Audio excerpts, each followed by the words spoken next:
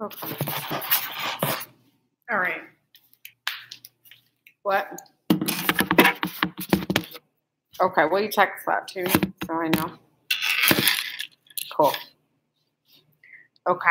I'll text you later.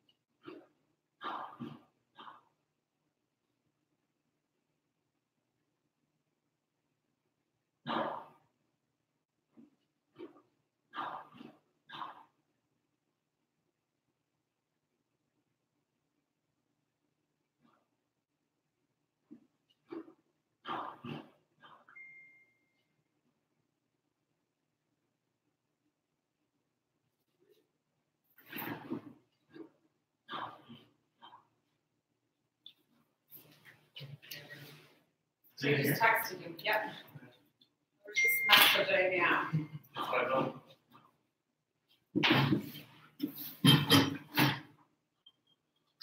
How's it going? Okay, how are you? Okay. How's your conferences been? It was fun. Yeah. First time I ever went to a conference for work. Yeah. So, Where was it at? Mirage. Oh, fun. Yeah. Got to, I just go to a lot of, like, informational, like, tech things. You did?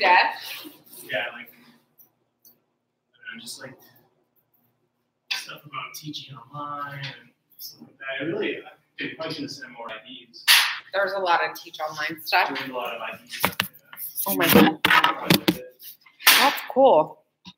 I saw an IT conference coming up in Hawaii, and I was like, well, yeah. And it's so cheap. I was like, Conference? yeah. Yeah, I know, and it's crazy. Like, you'll pay for it. I know. I was like, shoot, I need to go to this conference. I just wish it was in like another state so I could have made a vacation out of it. Right. That's what you gotta do next time. Yeah. Apparently there's one that Christy wants to do for the whiteboard. That's like in Virginia. Oh, there you go. I know. She's the one that showed me the Hawaii one today. Yeah. Actually, I'm like, seriously. We can go to Hawaii for work. Yeah. I'm like, you find all the places.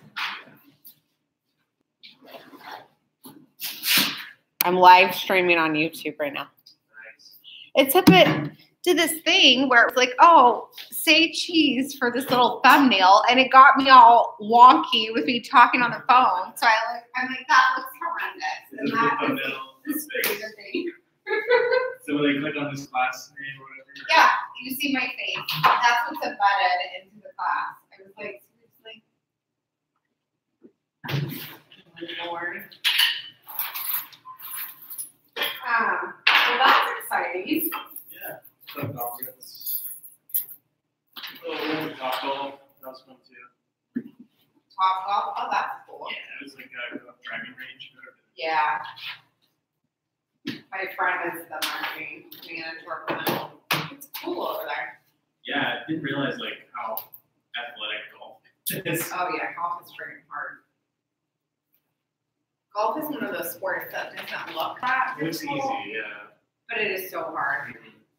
Like, and my husband is a really good golfer, and he like hits the freaking ball so hard, like so far and so hard. I'm like, I don't even understand. Yeah, And then when I try to like hit it, I just want to hit it hard, right? And he's like, it's not about that. It's like starting swinging to like. yeah, it's on the swing, and I was just trying to hit the ball as hard Yeah. as possible, like a baseball. But Me too. it That's was what I not do. working. I was Oh. frustrated. Yeah. There's like strategy to it.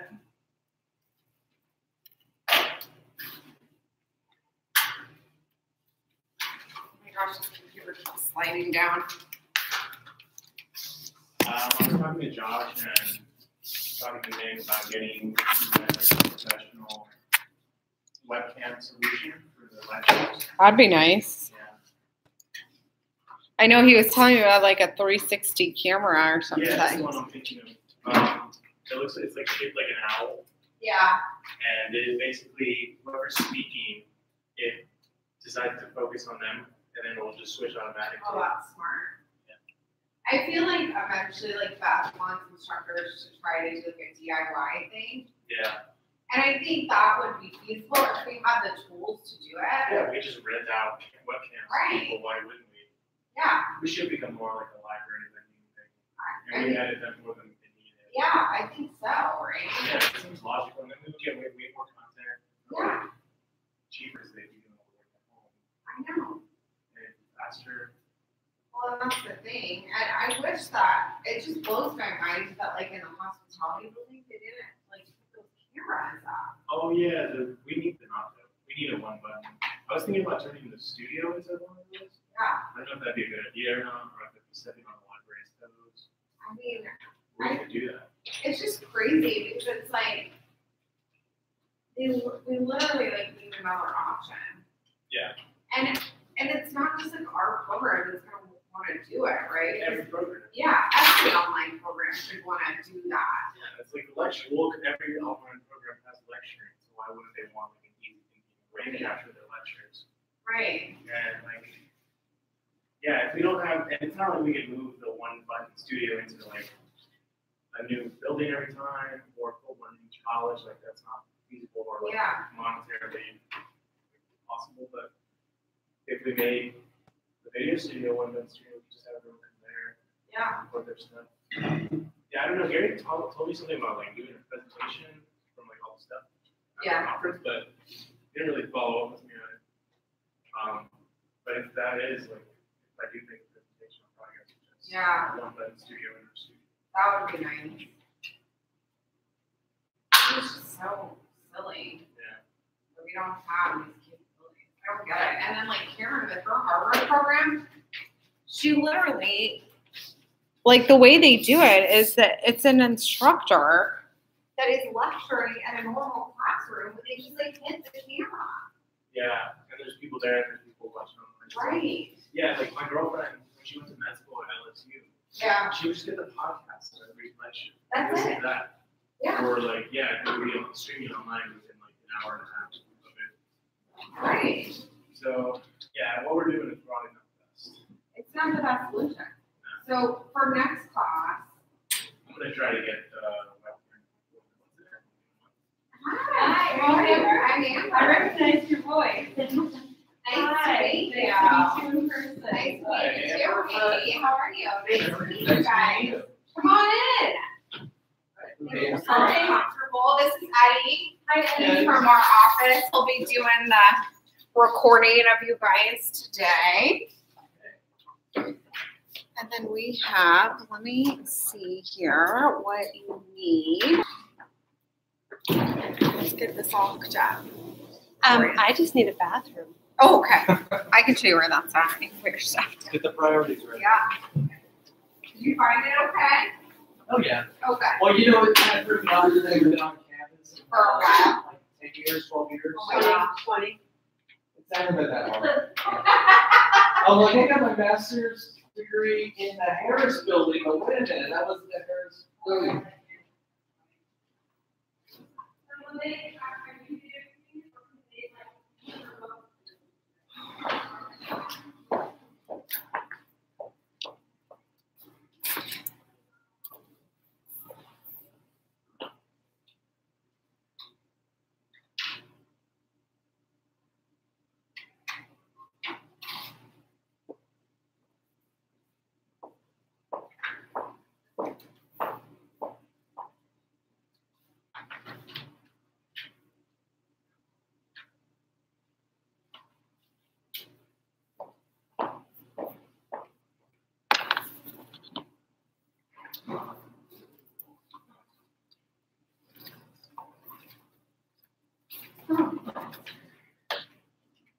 All right, what can I help you with? Do you need like a PowerPoint plugged in, or you need your computer hooked up? No, for tonight we weren't gonna do a PowerPoint. Okay. We're just gonna do mostly introduction. You have, you're filming something right here? Yep, I'm doing a YouTube live stream for Okay. our students that can't be here. Okay. Will it be two speakers or just one?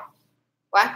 Will it be two presenters? or Yeah, okay, two. I can throw it back. Okay, that's okay. Do your thing.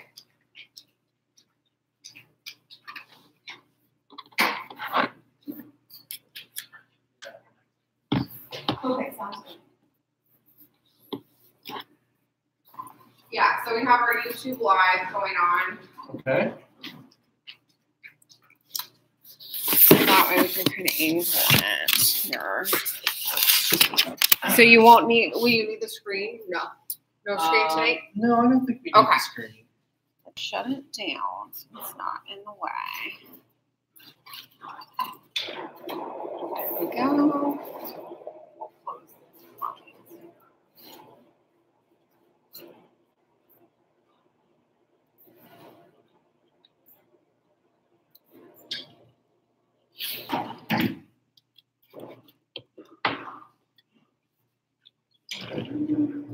So it's been a while, huh, since you've been on campus? It's been a while. Yeah.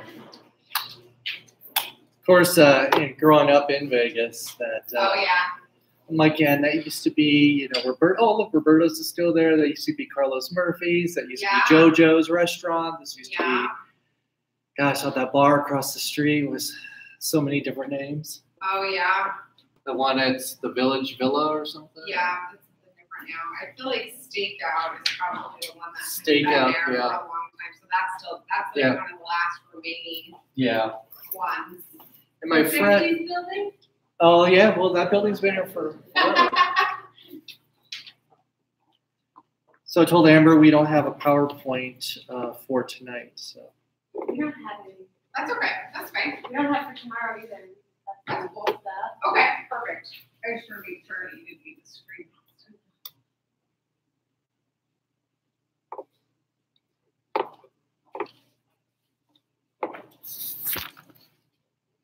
Hi. Hi, how are you? Great. Come on. How you doing? Good. How are you? Good. Yeah. What am I? When did you get in? Oh, I got in this morning. You did? Yeah. I need some milk. Oh, Yeah. It was actually exciting. Hi. Hi. You one of the students? Yes, I'm Neil. Maggie. Oh, hey, Neil. Nice to meet you. You came out for the in-person. Yes. Awesome. Yes. That's great. Hi, Good Fred. Yeah. Nice to meet you. Nice to meet you with Neil. Yes. Okay, great. Cool. Great. Looking forward to it. Yeah. Neil, I loved your response to Dagney's home rule discussion. Oh, good. It was just, when you replied, wow. I was like, Dagny. Yes, she did like a whole. I had to work on that for like a year. That was great. You know what I mean? It gave me a chuckle. I was like, Yeah, I think I gave her the full 5 points, right? Yeah, that was funny. I was like, sorry, you guys. I could talk about that for a long time. So you are in what city in Oregon? Springfield? Springfield, okay. And you do the government affairs, right? Government affairs, Cool. communications, and then whatever else. Yeah, wow, that's, Other I duties know. as assigned. I think I know their state, do you know their, well, you're a city, but I think I know their county executive director there in Oregon. Steve? In Lake County. No, the statewide State. association, yeah. They're always, I think it's the OE, Oregon Association of Counties. Yeah. Mike, maybe? Anyway, Yeah, Mike McCully. MacArthur? There's a lot of mixed for Well. some reason. Yeah.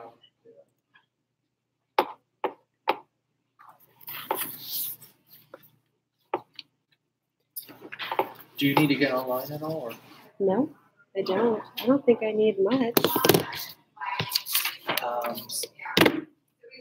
on Seattle? Did you Early that way. ever You did. get the Yeah. governing on Seattle? I have copies. Mhm. Oh, okay, And I sent it to Amber. Okay. And I have copies. very good. Where is my OneNote? OneNote. Hope you don't think I'm a geek. I like to take notes now. Oh, can you take it?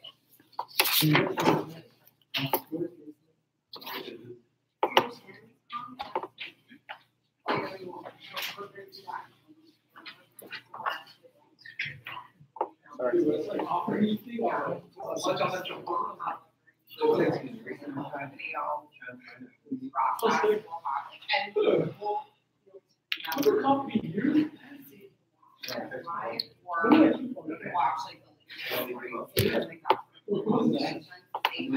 So that's what we're doing. Yeah. So that'll be good. I don't know. Do you need your, let me look What this else over. is happening? So you're not- It's just been. Crazy. Yeah. We're almost done at 1 week. One second. We're in here.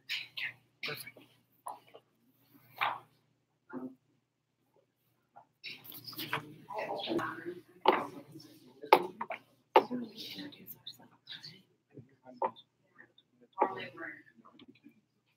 we're in that room.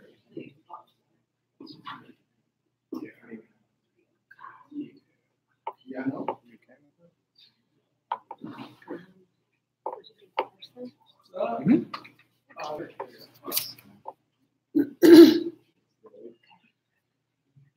Fuck over for last night. Oh, nice. Nice.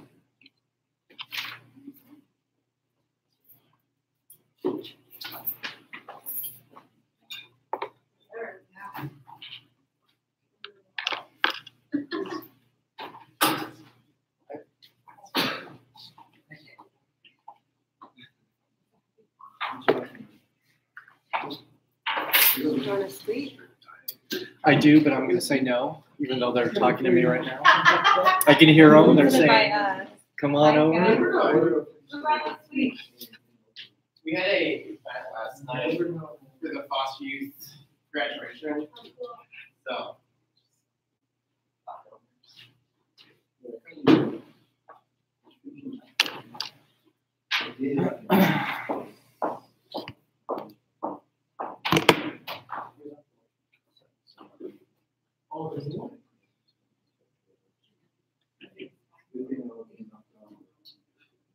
That's 722. Yeah. Yeah, No, we're still doing this. I told him. 2 days ago? How's that work? You do this now. I like that.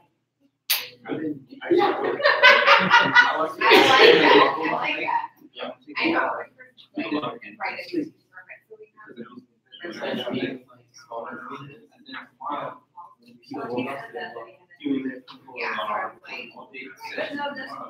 Okay, you got it.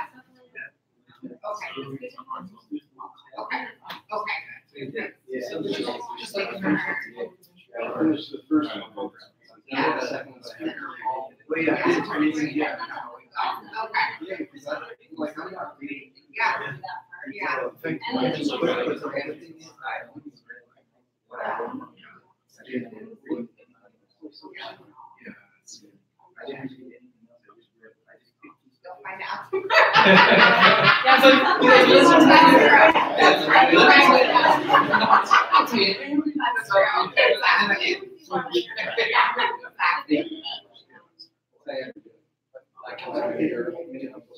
Yeah.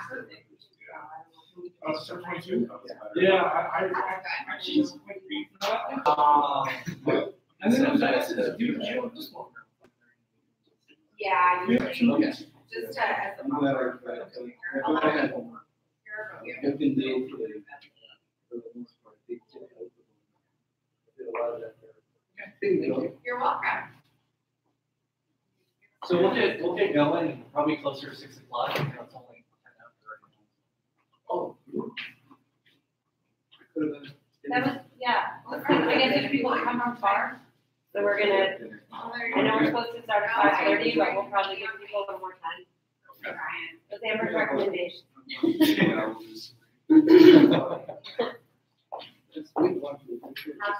Have some sweets, yes. What are you guys' names? Guys, It is. Oh, hey, Jeremy. it was work. Daggy. We were in corporate Sure. talent. Hi.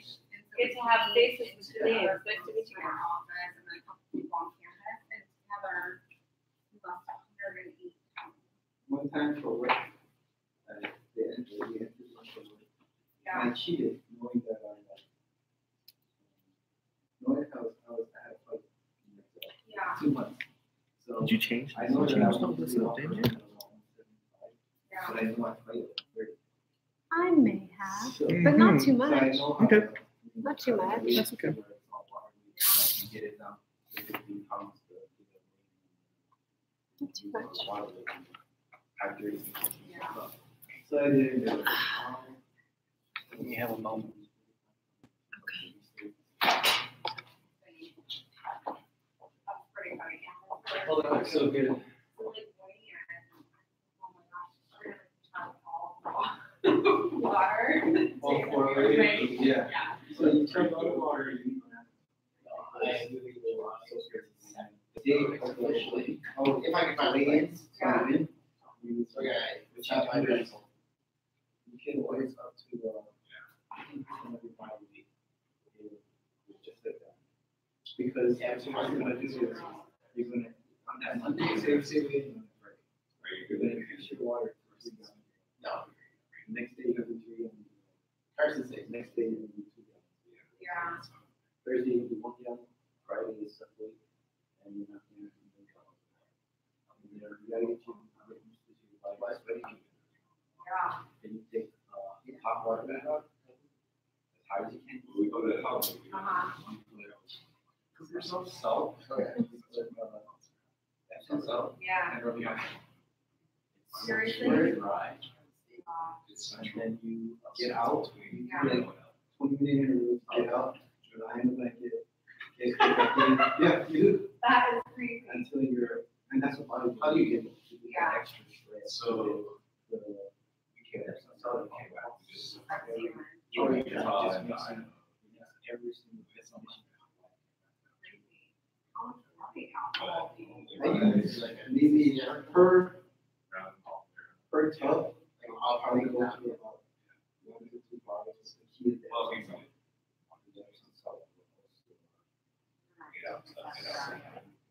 Because it'll open, it's 8 hours up.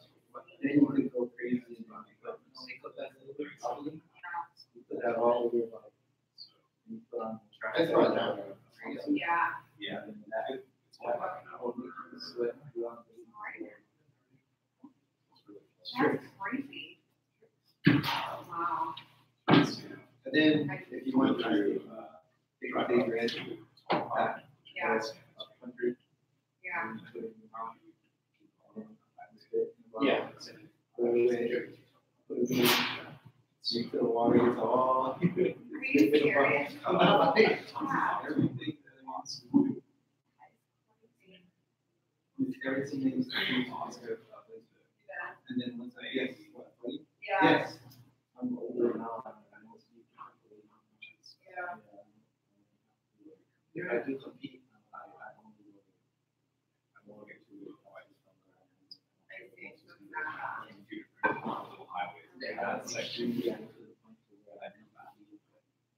because if I was the part of. I've always wanted to get in person. That's up like FC. Yeah. You know what I mean? Yeah. Like you kind of want to Right. I do see. it bad. Face and I mean that's what all. Yeah. It's not even. The face. For what? But I help train people. Yeah.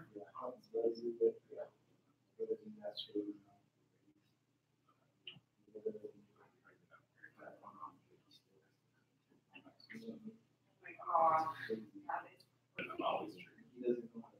See, for me, there's like huge, really pretty. Not pretty, but Yeah. for me, it's I really appreciate my culture is all about like. I'm gonna give up everything. Right. Give up everything that's quite lit. That's for me, at least, I think it's 40%. Like your alcohol, which is beer. Yeah. And then that's another 10%. So basically, it's always. I like that. Then you're. Yeah. Yeah. Yeah, like the big mouth. But I still know how to do it. That's side of it. You just gotta make sure that you're sick in your mind. Yeah. Then you don't want to. I'm fair enough. Yeah. It's one of the things like that. Back home. Yeah. And Like, I often forget. That's what I remember doing. We were amazing working. I stopped. Like I Oh, it lost looks like 20 pounds. Yeah. plus people are. You were trying. For me, Yeah. Oh my God. I was thinking that. Oh,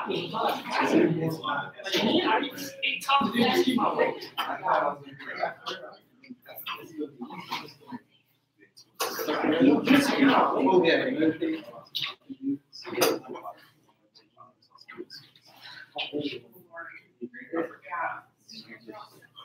Oh my God. So.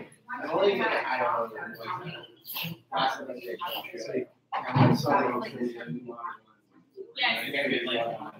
that, and I want to say that every time I read your discussion, it's like, you say what I'm trying to say, only so much better. I don't know about that, but we see it as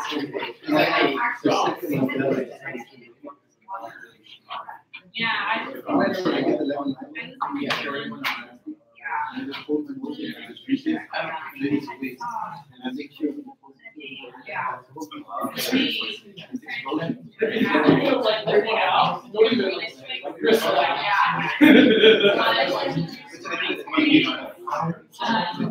And that's right.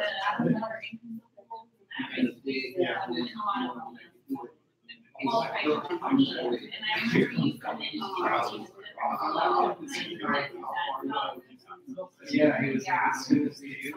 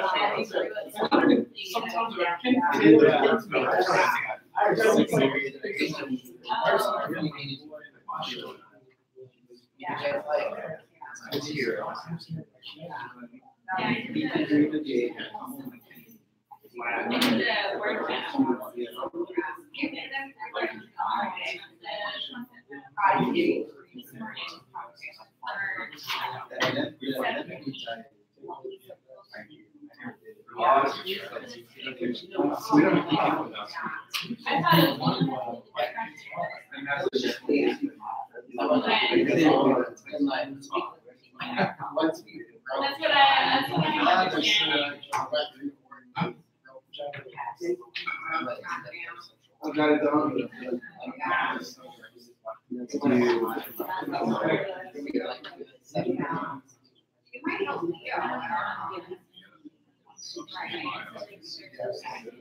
Who's cheap?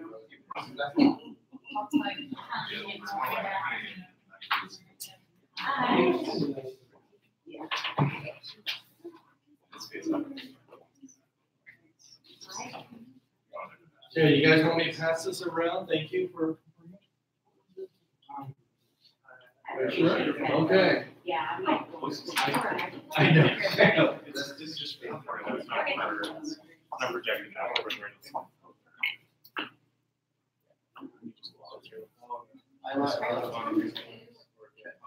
Is it recorded? Yeah. No, I don't see it recording, but you'll see a red light on it. A red light? Yeah, that would be like this thing goes. Yeah, you would go. I didn't get it. Oh, okay. You're also.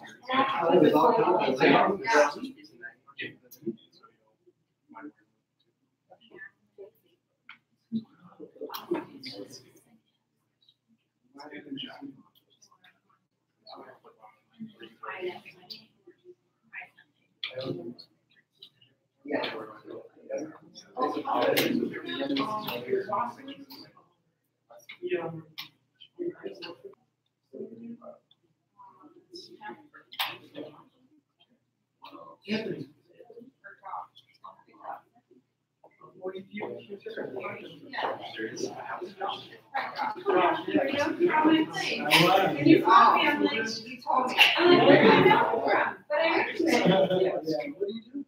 I did that, yeah. I don't. Okay. Oh, Me and Michael where talked are about you it. from? Yeah, I came down, I left early for this class, because, yeah, we just meet today. That's right. I was like, yeah, it was like- And you work in the city, right? Okay, yeah. So I'm, for the association.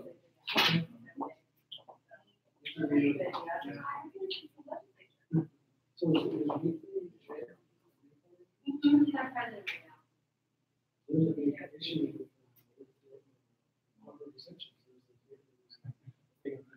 Yesterday. I was- Right, they're talking about funding. Right. I know, that's a hard. Am I getting into your? No, but I heard about this today because, you know, how you do We But I had- heard that they were putting forward We can have some like pet projects. with the kids. I think that's different, I think that's where training. Yeah, you do that. Just an eight. So you would have seen them. Yeah.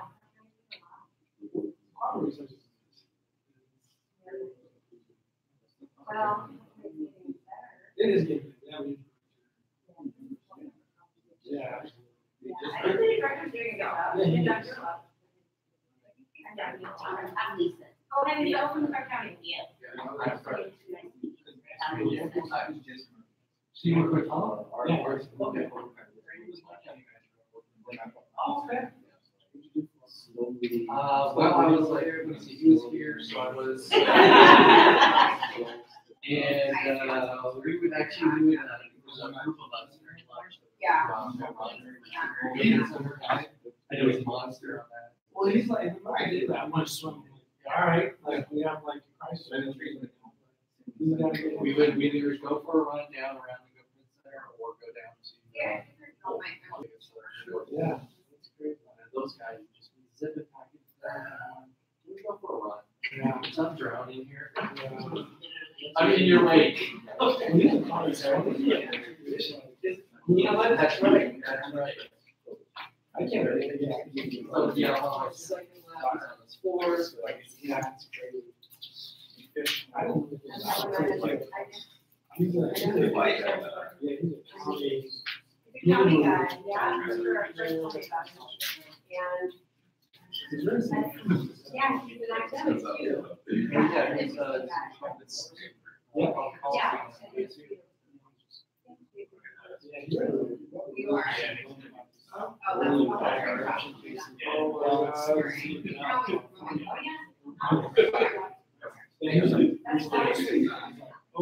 Supposed to be.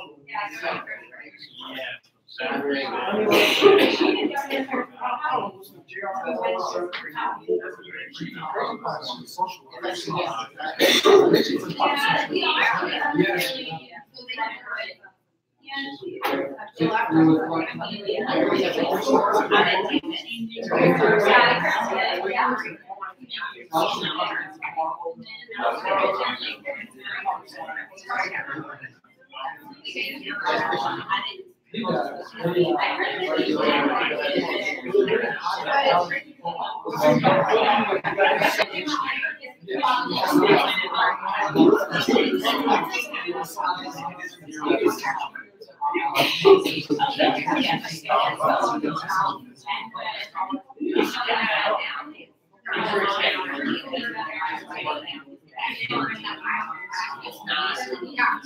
That's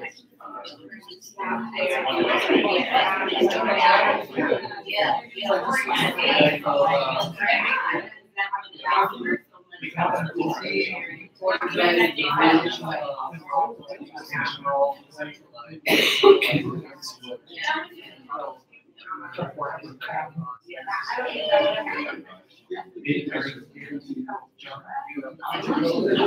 So, We all can have it.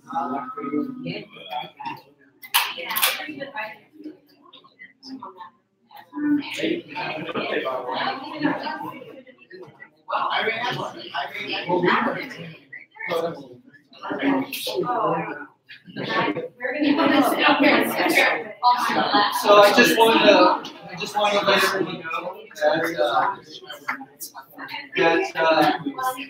class is probably going to start at 6 o'clock. 6 o'clock, 6. We're just people coming out off of work. That's, just give us time to do that. And hydrate. And hydrate. Okay. Okay, I'm not judging. I got some bullshit there. Okay. And on the slide there, it actually says, oh yeah. 61. So,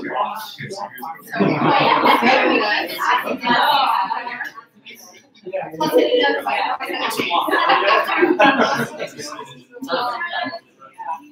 The brakes here.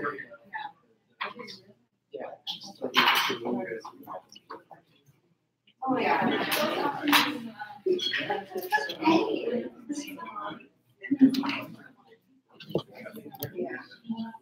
So it looks, yeah.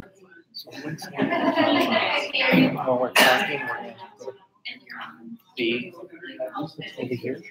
I don't know. What, was it Aiden? Eddie? Eddie? You're making fun of sugar. I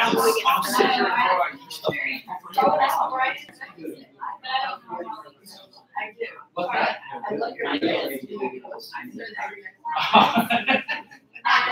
So. That's good.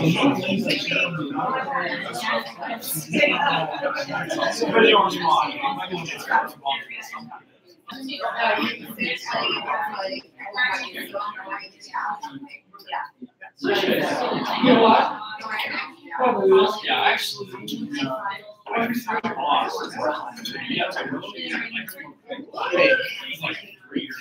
So he has this from Maria.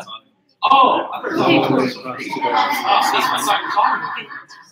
I totally knocked it off. I'm gonna sit.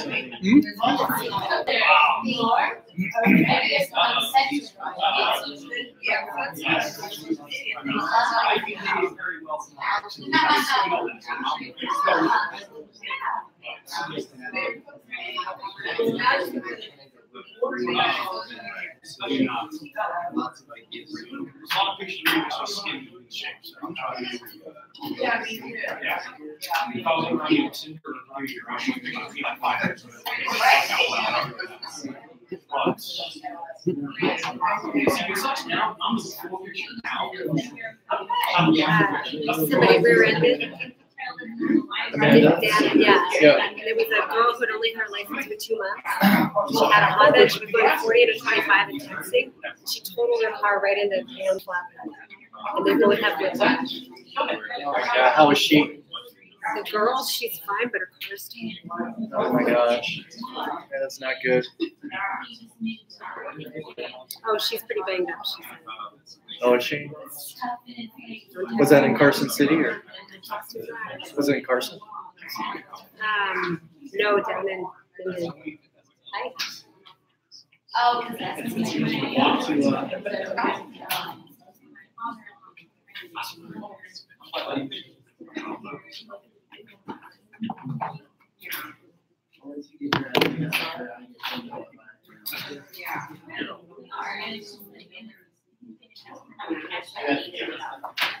No. Love.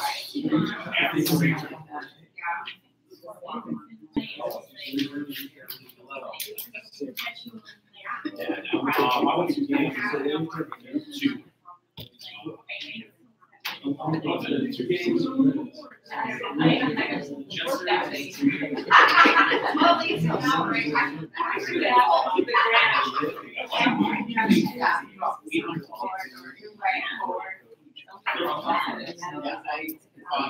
Stuff outside.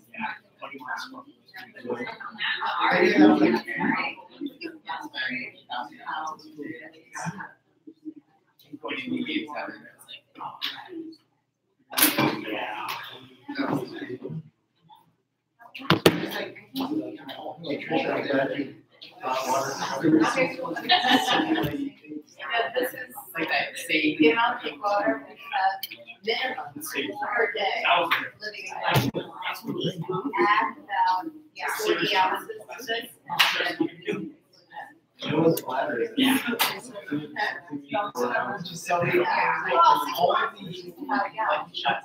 So. all years. Again, like things that we also go their way. It's like after us everything.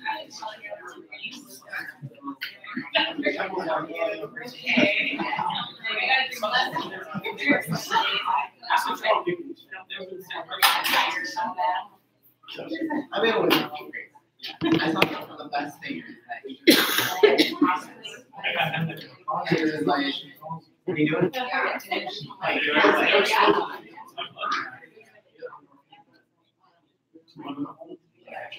Yeah. And that's the right answer.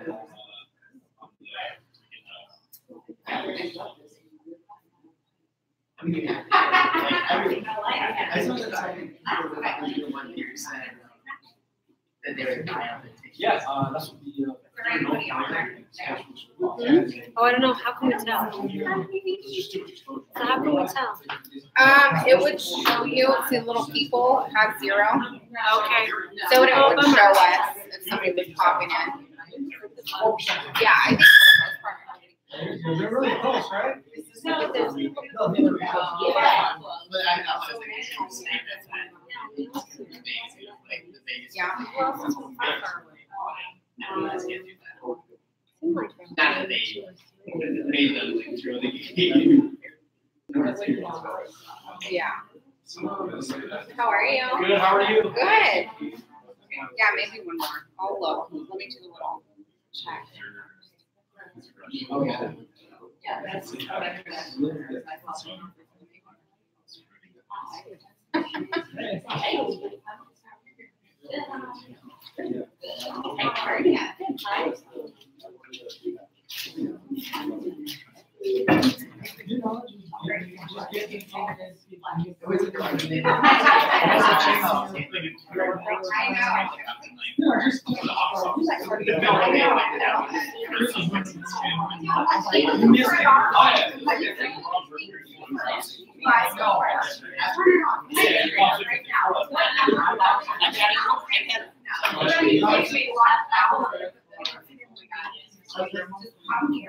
I guess no, I never.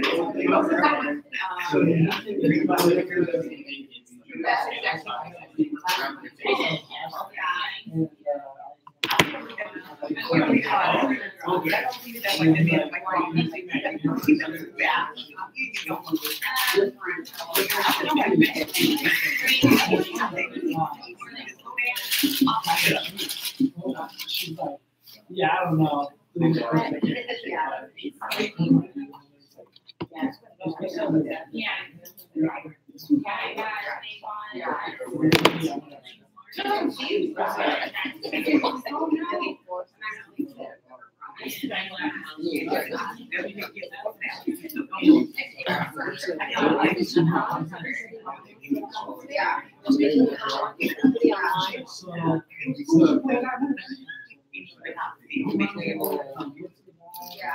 See, you can see the people that are online.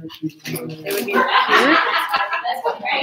And they probably hear us too, right? Do they hear us also? Yes. Yeah, it's like a live video thing.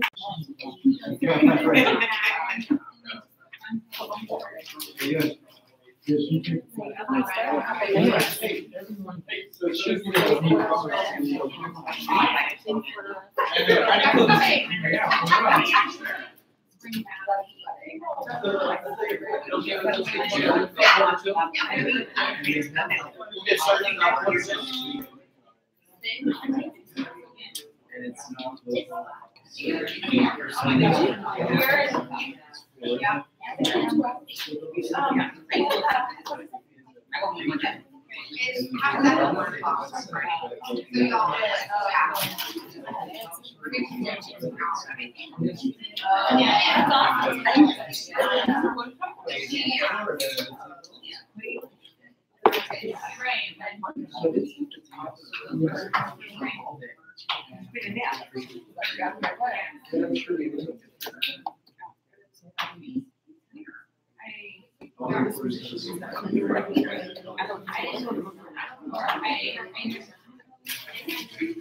It's warm in here, isn't it?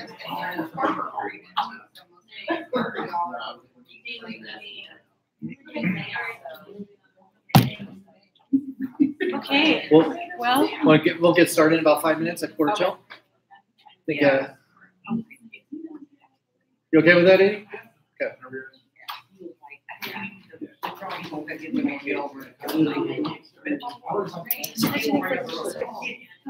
Oh, it's Club Dog. she said she thinks everybody's here.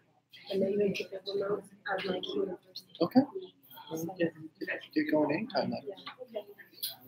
All right, we're gonna go ahead and get started actually, because I guess everybody's here.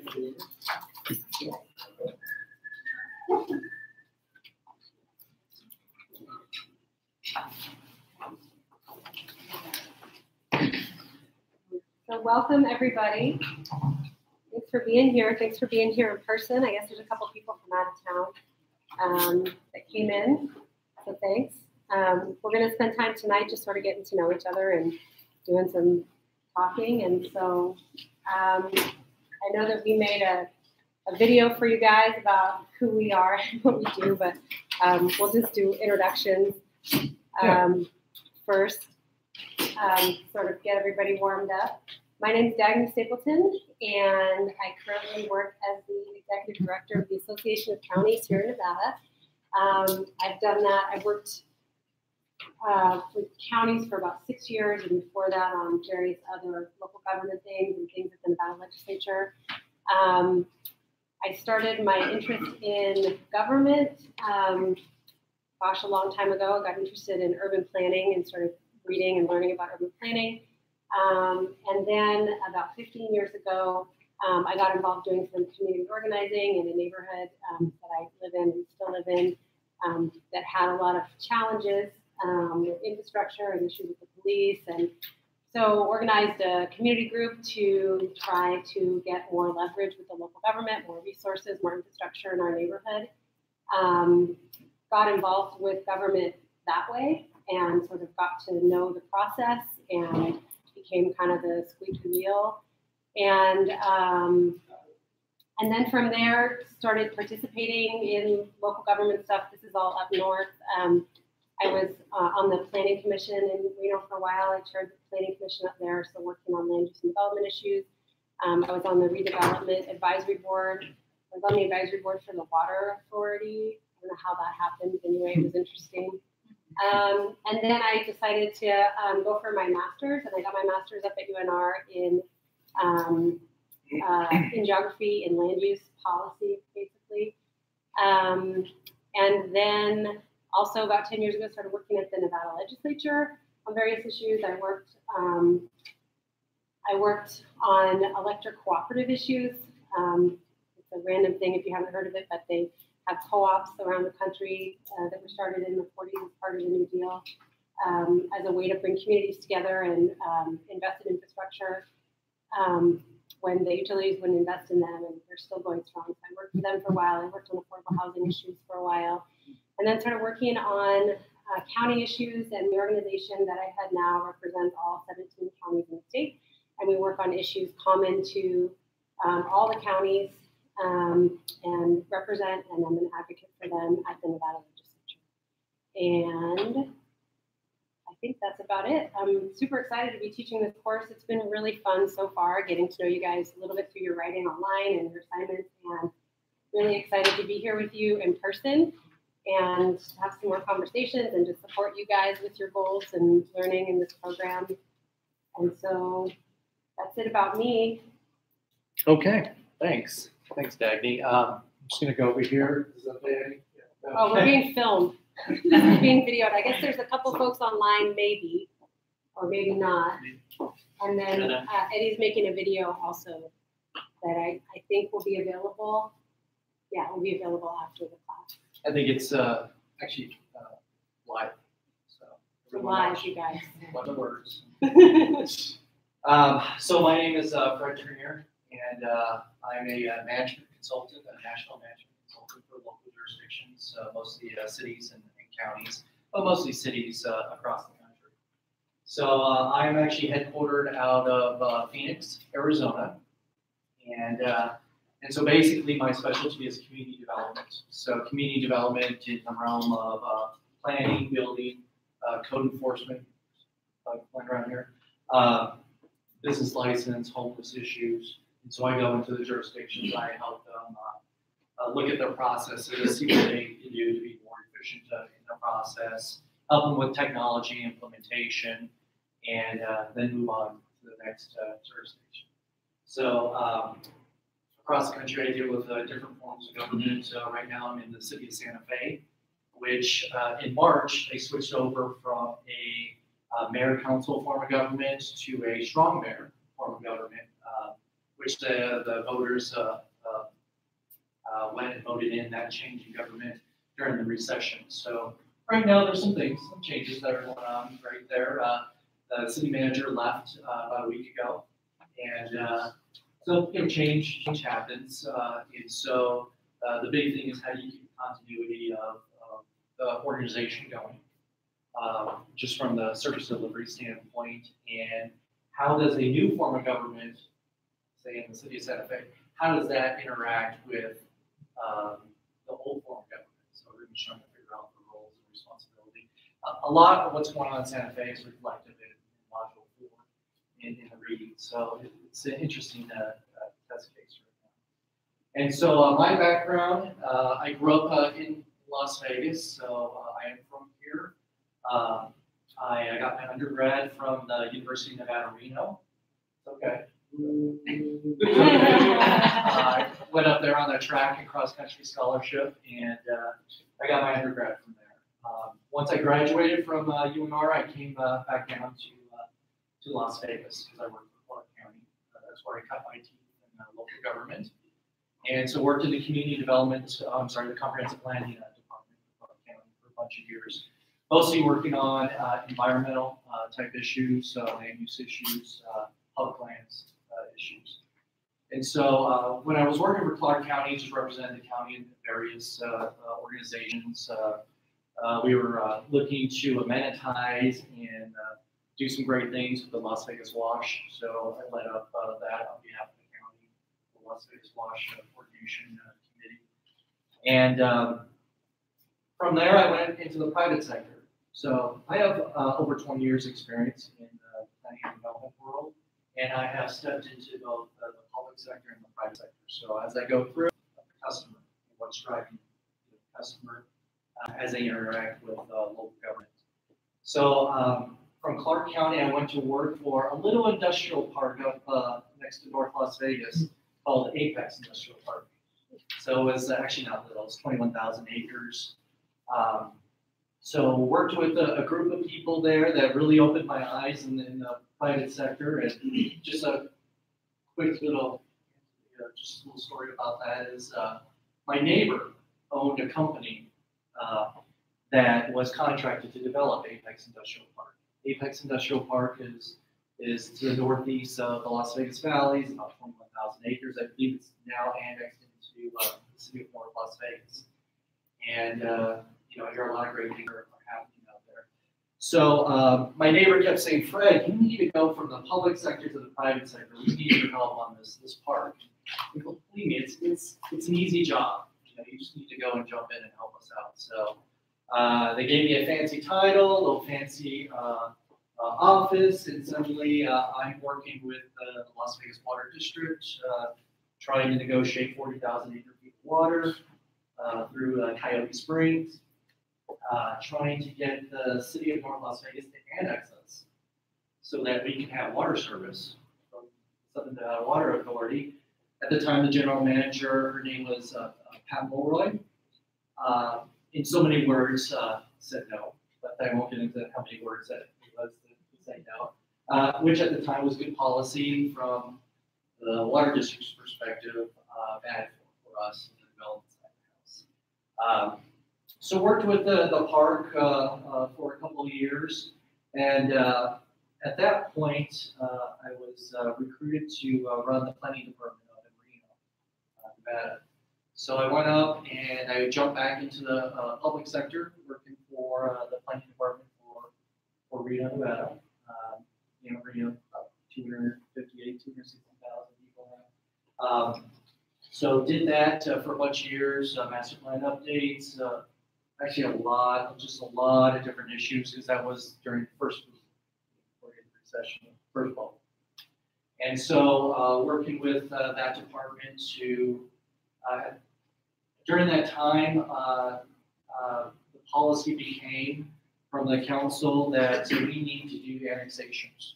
And we do as much annexations as possible. Because here in Nevada, that's an annexation tied to increased population, which also tied to increased revenue from the state and their allocation for state taxes, property taxes. So we moved to annex anything that was around the city of Reno except in California. We did actually investigate the ability of the city to annex in California also. And so we went through that process. From there, I had I jumped back into the private sector. Had my own company up in North Nevada for a bunch of years, and mostly represented large landowners. Large being, if you're under 1,000 acres, you talk to someone else. I'm dealing with mostly the bigger ranches up in Northern Nevada. So from that was representing them before boards, typically the county commission, or cities, but mostly county commissioners, and dealing with a wide variety of policy issues, everything from public service, how are we going to deliver public service, such as police, fire, sewer, water, so more citywide type issues, because these lands were basically on the edge of the cities. So the recession hit, and everything slowed down. And so I got a call from a friend of mine who said, "We have a position open in the city of Fernley. Why don't you come on over and help us out?" So the city of Fernley is the 6th largest city in the state of Nevada. Has approximately 20,000 people. Has approximately 20,000 people. It's the 6th largest, and so can anyone name the first 5? Washoe, Clark. I mean, for cities. Oh, Vegas, North Las Vegas, Reno, Sparks. You got it. That was quick.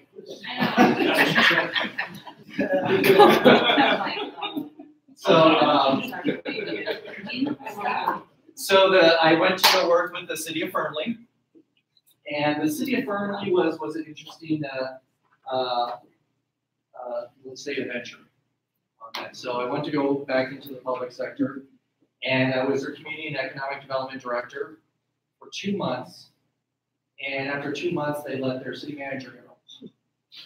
And that's kind of a theme with local government. Sometimes city managers, county managers, they come and go. And so it was one of these things where they let the city manager go. There was mass exodus of people just getting out of Nevada. And so at that point, I was made an interim acting city manager, which I held that title 3 times while I was there. And just the last time they just said, "Well, we just give you that title." So I was community and economic development director for the city of Fernley. Also was human resource director at one point, building official, the public works director, and city manager. So this is the recession, so everyone's a Swiss Army knife, everyone's a sport. So at the city of Fernley, one of the, and this is interesting, is that city of Fernley is one of the newest cities, is the newest city incorporated in the state of Nevada. So they incorporated in 2001 during a boom. Things were happening. The incorporation did not go as well as they thought because and I won't get into the details, but there were some issues regarding the fair proportion of consolidated tax coming from the state, C-tax, as it's known. Consolidated tax is made up of sales tax, excise tax, road cigarettes, liquor. It's just a whole handful of different taxes. So when the recession hit, suddenly they realized that for consolidated tax, they were only getting about $120,000 annually from the state. And they kept saying, well, how can cities function with such a low amount? How can cities function when these other cities like Las Vegas and Henderson and Mesquite, they're getting so much more? How can we function? And that's when we realized that upon the corporation, some things weren't done correctly. And that $120,000 should have been closer to $5.6 million. So once the building, the revenue from buildings started trickling out and businesses weren't coming in, and we started figuring out, well, hey, why aren't we getting enough of this money? Approved in May and certified by July 1. So we did some layoffs. We were in the process of laying off a lot of people, which is not fun as a city manager, going through that process, especially when it has nothing to do with anyone except for there's not enough money to pay for positions. So we got creative. We actually had people go half-time. We worked with the local businesses so that when someone was handed here's your severance and we can't have you here, we actually just brought them over to that next job. So we actually helped out, and the benefits of a smaller town. You can actually call people up and say, hey, we're about to let we have 87 people in the city, and we're going to drop down to 55. So we need to find jobs for these people. So we went through that process of also finding jobs, and like to say, we found a job for everyone who wanted the job. Some people wanted to collect unemployment, that's fine, but other people that wanted the job, everyone found a job except for one person who left the community. So again, with the city of Fernley, just sharing with you that dealing with the mayor and council, that we had a relatively new mayor and council, and they were elected during the recession. There was a lot of bitterness towards government in general, which translated to at the local level, because cities and counties, they're closest to the people. Cities are closest to the people. So you may have people that work at the state that may see the public once every 2 years. If you're working at a city, you see them every single day. You hear them, they're right here. And so it was a lot of addressing some of the anger that was coming from the community in ways that was productive and not reactive. And so we had plans to essentially work with the local jurisdiction, we worked with like the Chamber of Commerce to help do job fairs more at City Hall. City Hall is closed off to the public basically all the time. And so we opened City Hall up to have job fairs there. We opened City Hall up to have events. And we opened City Hall because it's a community center. Basically, come on into City Hall and you can use the facilities. And so there was a lot of bridge building during that time. Also, we had some changes in the elections. So I had a mayor, Leroy Goodman, and I would tell him, I would say, you're the second Mayor Goodman I know in the state. So at the time, Oscar Goodman was the mayor of Las Vegas. And he was an ex-general, an ex-principal at Virginia City High School, and the basketball coach. So it's, he came in and it was, okay, I don't know this thing about city manager form of government, well, we need to do A, B, and C. So I'm bringing that up because it's reflective in the readings that we have in Module 4, which was, there was a time where we had, it was kind of a back and forth, push and pull of what's your responsibility, what's my responsibility. It was a general law city. So general law cities under NRS 266 explicitly spells out what a city can and can't do. It's not like a charter city. Las Vegas is a charter city, Henderson is a charter city, so there's a little more flexibility in what they can do. Under the city of Fernley, there was specifically, it was articulated, you could only do certain things. And if you're doing anything outside of that, you had to get permission from the state. So part of that was roles and responsibilities. The city manager, say for Las Vegas, is the chief administrative officer, chief executive officer. For a general law city, I was the chief administrative officer. But the mayor, he was chief executive officer. So he didn't have a vote, but he could break ties. And he, for a while, there was kind of a push and pull regarding responsibilities, but eventually everything settled down and we were able to work collaboratively and figure out what that happy medium was between the two. So from the city of Fernley, and also I have a funny story about the city of Fernley, which I'll tell you later, but it has to do with turnips. Everything you ever want to know about the city of Fernley, Nevada. Yeah, but it has to do with turnips, so I'll let you, having those thrown at me, so. Yeah, like, I never heard of this city. I never heard of this city. Okay. Do they allow gaming and stuff? They do. Yeah, there's gaming out there. But gaming doesn't always pay.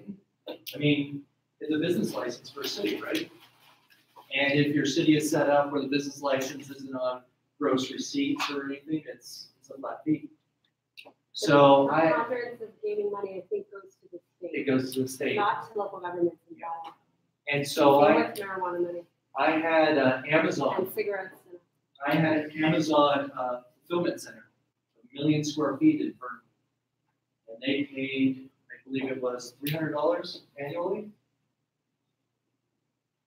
So, and nothing wrong with that, but at the time, that is what was, the fees were set up that way, and fees have changed since then. But at the time, coming into the situation, and again, I'm coming into this 7-8 years after incorporation, so the recession is starting. Everyone is realizing there's something wrong. What's going on here? Is there a share of marijuana money that makes its way down to the city? We can talk all about marijuana if you guys want. I never thought I'd be spending my professional career working on marijuana, but last session I took the lead for the counties on marijuana, and I can talk about it all day long. We don't need to do that. Short answer is counties and cities get up to 3%, and the rest goes to the state. And I think it's a total aggregate retail, wholesale, altogether it comes to about 20% at the retail level that is taxed on every dollar that you spend on pot in Nevada, and 3% of that goes to local government. That's from the excise tax, right? That is sort of a combination. If you aggregate them all together, it's about 20%, and yeah, so that includes the excise tax, and that includes the sales tax if they're all registered. Wait, that's the Well, So- like, and the local piece is like a fee. It's sort of like their business license, so that's the local piece. So,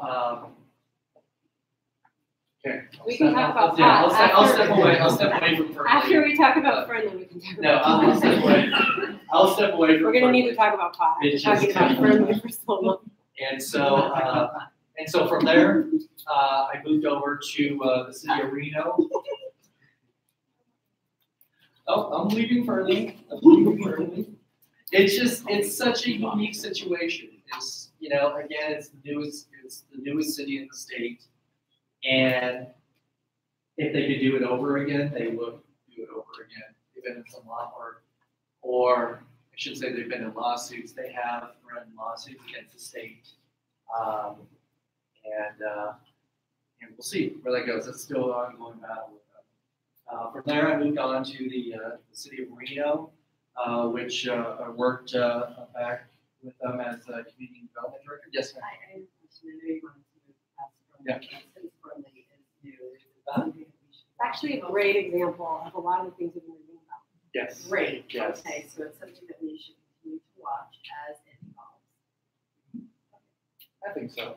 It's just because it is a city that, again, if you're looking at $5+ million and you're only getting 120,000, that is forcing you to look at everything you do and to try to figure out how can I get more revenue to deliver. What's the reasonable expectation on that for services? So, and just Fernley does not have a fire or police department. Those are, the police department is contracted with the sheriff.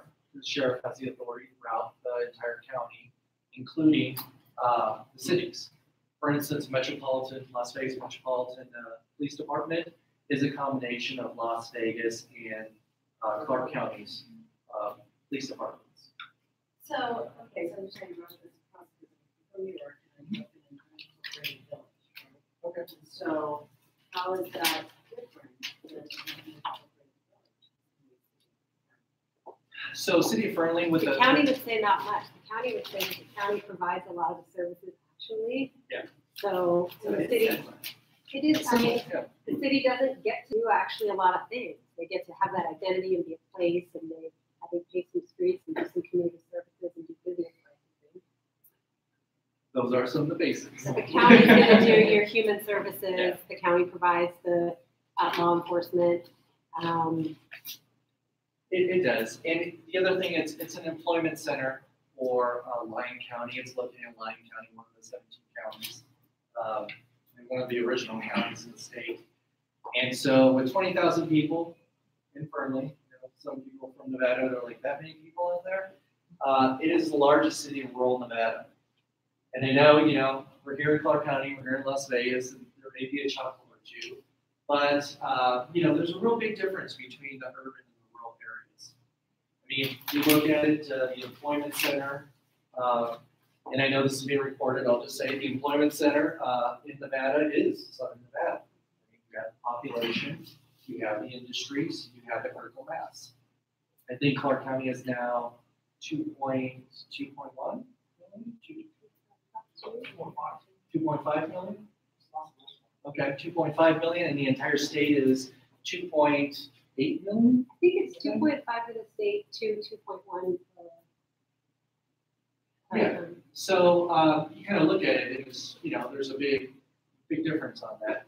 So again, City of Fernley, 20,000 people. It's it may be the size of a piece of Henderson, just in the Green Mountain Ranch area, but it is a, you know, significant population employment base within rural Nevada. It's 15 miles away from the Tesla Gigafactory, so there's some things going on right now with that. So moving from Fernley, worked for the city of Reno and their community development department as their community development director. Worked with Dagny on a bunch of issues, including the medical marijuana and some of the fracking issues that were going on throughout the state. So, and from there, I'm now located in Phoenix as a management consultant. That was a long introduction. I wanted, But there was all kinds of things Yeah. woven into that. Yeah, and I wanted to do a little bit of a longer introduction, and I talked to Dagny about this, is because we're gonna go around and talk to you guys, but, you know, your experience matters, and, you know, if you're beginning of your career, or, you know, in the middle of your career, or towards the end of your career, the experience matters in what you do, and especially in Nevada, you know, Nevada's a small state, a lot of people out here, but it's a small state, so what you do, you know, matters, and it does impact your career. And so, you know, that's what we talked about, you know, what our educational backgrounds are. And I forgot to mention, I got my master's from the University of Nevada, Las Vegas, Public Administration. I haven't been on campus in about 10 years. So I was surprised when they said the Greenstone building. I said, okay, what building is that again? Yeah, I know where the stakeout is, but figure out from there where this is. So a lot of great things happening on the campus. It's growing up here. There wasn't that much campus life growing up here. I mean, you look at UNLV, you drive in, you drive out, and the campus is beautiful. It's changed a lot. And I was telling Dagny, I said, it's Friday late afternoon. I see people on campus. This is great. This is really good. So one of the reasons that we partnered to teach this class is because Fred has a city perspective, which you just heard all about, and I have the county perspective, working with and for all the counties in the state. And basically what I do all day is compare, you know, issues from county to county, hear about needs in different counties around the state, and hear about some of their common issues, of which there are a lot, and some of the distinctions even between counties and cities. So that's why we thought it would be, you know, and Chris also, sort of a good experience for you guys to have two professionals that work on both in local government and on the county and on the city side, because there's really a sort of a dramatic difference between what counties and cities do. Counties do, well, we can get into that later, but cities do a lot of municipal services, and counties really are, in a lot of ways, the social safety net for communities across the United States. Counties are mandated to provide services to the indigent, legal defense, and pick up the tab for healthcare costs. Counties fund the courts.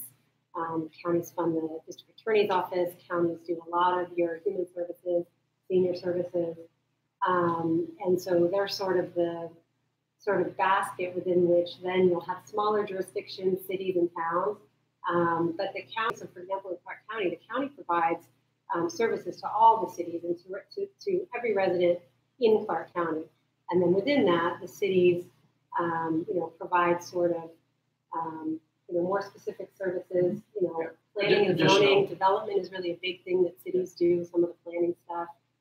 They have local land use control over their jurisdiction. Right. And of course, parks and counties do libraries also.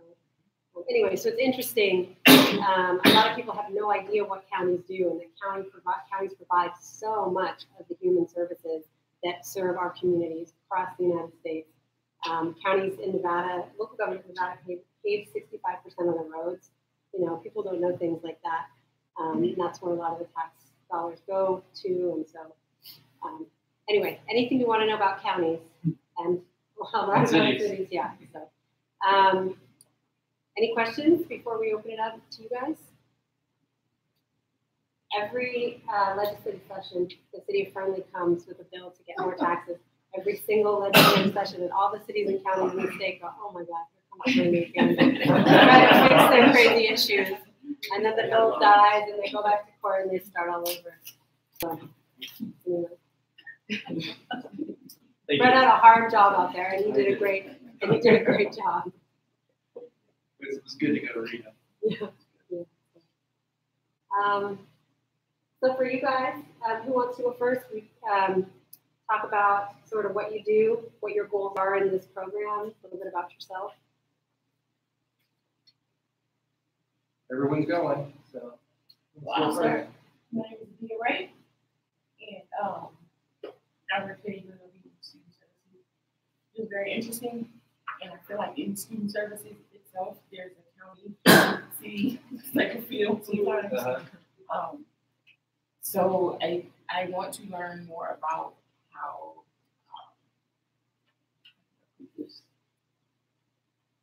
I want to be a leader in higher education, but not with a higher education mindset, if that makes sense. Yeah.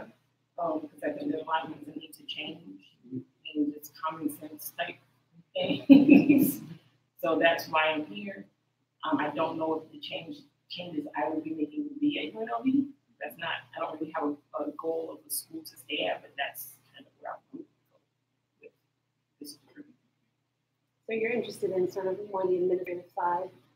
Just bringing more common sense into it. Every academic institution could use more of that. That is for sure. That, like I said, not sure if UNLV is going to be where I land. Step into launching pad. I'm Carlos Fernandez. I work here at UNLV for Vice President of Affairs. I run a passport assessment facility program. So, passport office. If any of you need your passport, we process it on campus now. I wish I did. And you don't have to stand in line that long. It's great. It's super easy. So my I long-term. think I paid $200 or $300 to get my expedited. Oh, it's just ridiculous. So this is just like where I'm starting off now. I graduated last year with my bachelor's, and with my bachelor's I studied integrated marketing communication. I found that I really wanted to focus more on the political side. So then this is kind of the major that I found was better for me, because I feel like there are a lot of people in this room who don't come with the same mindsets, right? So that we are constantly challenging each other in the things activities that a lot of people do, a lot of different age ranges here, a lot of different people in different parts of their lives. So I think that this program for me is helpful because I can talk to people like, what do you think about this? And like some people say something completely different. Long-term goals, I want to, I would love to be a higher ed lobbyist. What allows the state to move forward. And I think that it really is about aligning ourselves to the business needs of the state, along those lines, to the attitudes that whether it's the state, so that's it. Just you. Who wants to go next? I'm Katie Lynn. I have a degree from CLA, basically in communication design. So I'm actually in, graphic design and all that. So this is a challenge. It's challenging this program, but basically I do want to contribute to the community. So I'm looking towards an issue that will, really help, especially this community. I'm new here, but that's basically. Hopefully bringing, hopefully bringing food resources to college students. That's the main thing. I feel like from the discussion plus we already Yeah. Again, faces. Who would like to go next? Yes. Went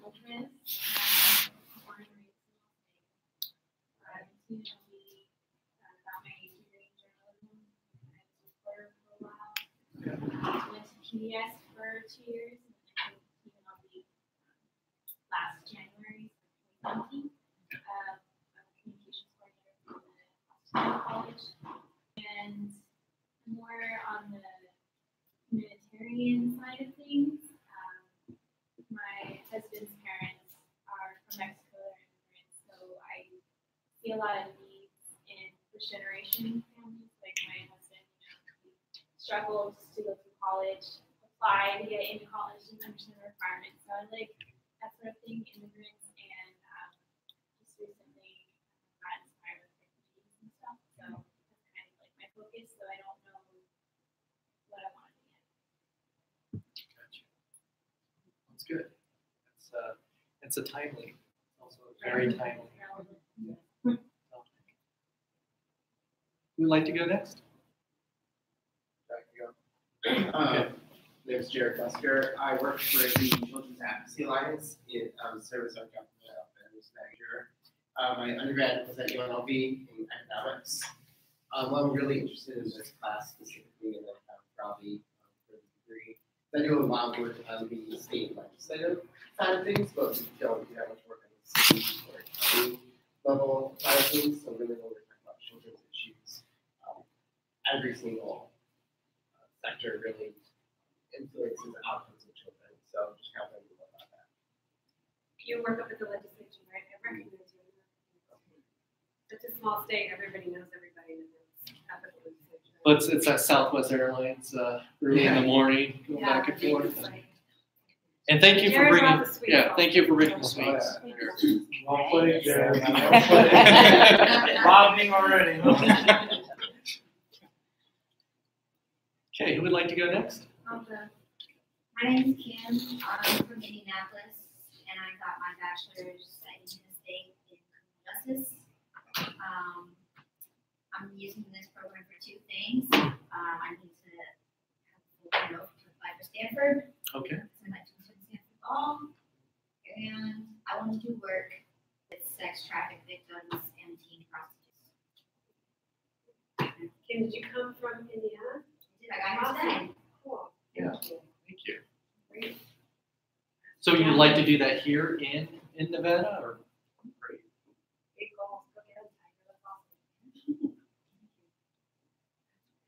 Okay, who would like to go?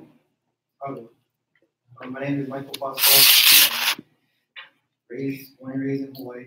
Came to UNLV. Graduated with an education degree. About 4 years in the school district. PE. Got out. Currently run the Department of Correction Recreation Department. What I want from this is to get a better understanding of how to do better problem solving, strategic planning, and bring it to the law enforcement. So do you work at the state? Yes, So it's recreation for the Department of Corrections? yeah, Interesting. So do you work down here? yes. Oh, I work at 3 different facilities here. So in addition to that, they also got me being a sport, like you said, and I'm also the re-entry coordinator that I do re-entry classes all over that halfway house at Constellation Traditional Housing and at the women's facility. You're the reentry coordinator and the recreation coordinator? I And there's assist only the one of re-entry you? coordinator Okay. in doing all those classes because we had someone leave and then they put me in to teach all and pick up, and then from there. Was that a temporary move? It was a temporary move Okay. 8 years ago. Other duties as So assigned. I don't have that title, but they just said stay there. And I know I like it because I get to drive closer to home on Thursdays, on Wednesdays and Thursdays. I still get the pride for traveling out of far, but then once I come back in, that's just like 15 minutes away from home. So I kind of like my 2 days a week that I get to come in the city and work. Reentry stuff is so interesting because, and I think we talked about this on the discussion a little bit, because it's a challenge in every county jail across the state, reentry services and how do you support people getting back in the community. And it's in part handled by the state, in part by local government, and then I know that, by counties and the state, and then I know that there's federal funding too that plays a role. So it's a good example of some of the things that we've been talking about and reading about, where it's actually a combination of services. So, but there's different levels of government working on it and different levels of funding and just so much need. And so there are a lot of people. Okay, who'd like to go next? I could go. Okay. I'm Neil Ladati. I'm the Legislative and Public Affairs Director at the City of Springfield. It's in Oregon. It's the 9th largest city. How big is that? So right after that, I started working for the Water Authority. I worked with Pam Mulroy pretty closely until 2004, and then we moved to Oregon. And in my current position, it's kind of the best job there because I get to do. We're a pretty lean organization, so we do a lot. I do a lot of work with the city manager. My office is right next to his, so we work on whatever issues tend to come up, anything from lobbying to land use to economic development. Lots of work with the county. We have a really great partnership with Lane County, which is where Springfield is. We actually lobby with them in partnership, and we've done that for 30 years. So what I'm hoping to get from this is I've kind of found that you can really do some great stuff in city government on like a large picture. Yeah, you can do awesome stuff, and then in a city like Springfield where you are still connected to people, you could do great stuff for people that just live down the street that you help. And so I just want to be able to do it better. So it's great. And you flew down from Oregon? Yes, this morning. Thank you. Okay, who would like to go next? Okay, I'm Ryan, originated. Okay. Graduated in 2005 in a social science degree. I worked for Clark County in 11 years. Which department? My first 8, I was a juvenile probation officer. Okay. The last 3, I've been a criminal investigator for the public defender's office. Okay. How about the indigent population? And I actually love this program. It's awesome. It's been a really great whole semester. Sorry for stringing things late, but No, I didn't notice. Apologize. We all work full time. Yeah. Yeah, I have one of my good friends from high school. This is Nevada, so I can say that. Works for juvenile probation. What's his name? Mike Willingham. He's actually the assistant director. Oh, is he? Did you go to where did you go? Nansen? No. Valley. Yeah. I went Shap, so. That's okay. I've known Mike forever, so he was at youth camp for 15 years. All right. That's great. Well, tell him I said hi. Okay. Yeah, it's Nevada. It's small. Okay, who would like to go next? Yes. So, Jeremy McBeady. I've been in Las Vegas for about a year now, and I came from Oregon, so I was able to Salem. Well, I worked for the state there. Finance, that's what it always been. And stuff like water and sewer. I work a lot of that. Let's see, I wrote medical, studied economics, got a degree there. Always said, my wife and I did that, got married, moved to Oregon. And so that's what we're going to do. Come back to school after we got a career. So that's what What's it? change things up. Yeah. And let's see, yeah. So I work now for a nonprofit that does small business startup type thing. So microfinance. Okay. Is that through the state or? So it's a nonprofit. Okay. It's funding with banking, and I guess it's a CDF. We're CDFI. Okay. So through Treasury. Programs.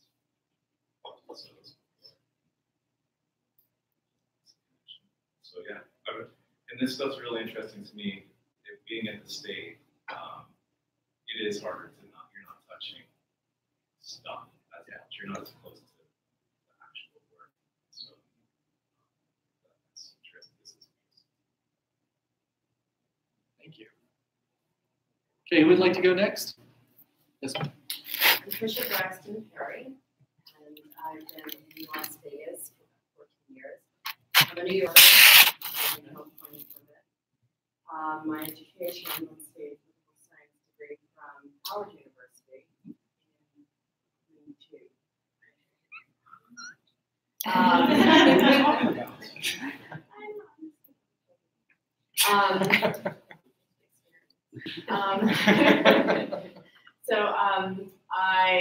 have had a wonderful opportunity to reinvent myself after divorce.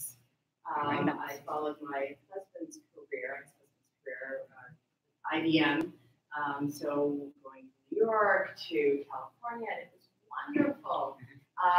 When we met, I was a New York City police officer, and it's pretty much a family business. A lot of family members in policing, New York, state troopers in South Carolina, whatever. So that was a safe career to get into after college. I was supposed to go to law school, but it's really worked out.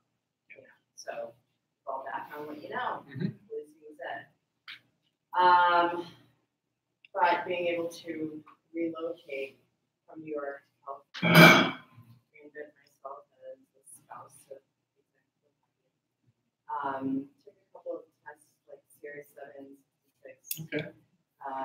Just thought it was fascinating. Yeah. Really, I wanted to find out about investments for myself. I could care less about selling anything to people. You know, you're on your own, kind of thing. And went into banking as a bank manager, Bank of America. It was just interesting. But then we moved to Vegas, and as child was born, I had the luxury of just following them to school, preschool, whole bit, got into substitute teaching. Okay. So I taught in elementary school for a little bit. Okay. And short of that, you know, got a nice divorce. Short of that. And so decided to just pick myself up off the shelf, get back to working in the community, making change, being effective, seeing change happen, finding problems, wanting a solution. And so I work in cooperative extension now. Okay. And I work out of the horticulture department. I work in every department. It's great. It's wonderful being versatile. And being a woman of a lot of, you know, great intersectionality. I think a lot of the people here, you know, are filled with these wonderful intersections, right? And so we get to celebrate that by doing a lot of different things. There is a common denominator, though, wanting to affect change in the community, right? So I'm taking this class because I think urban leadership, wow, what can I do with that? I like working at Cooperative Extension. There's a lot of change going on at Cooperative Extension now, so I want to be a part of that change. There are new positions coming up. I need to make sure I'm ready. So, it's gonna happen.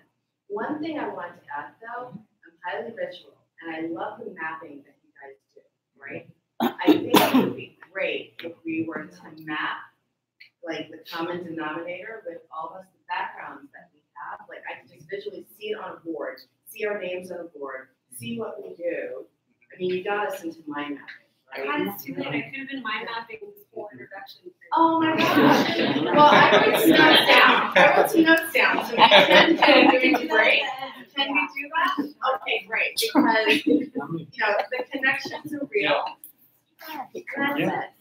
So, Glad you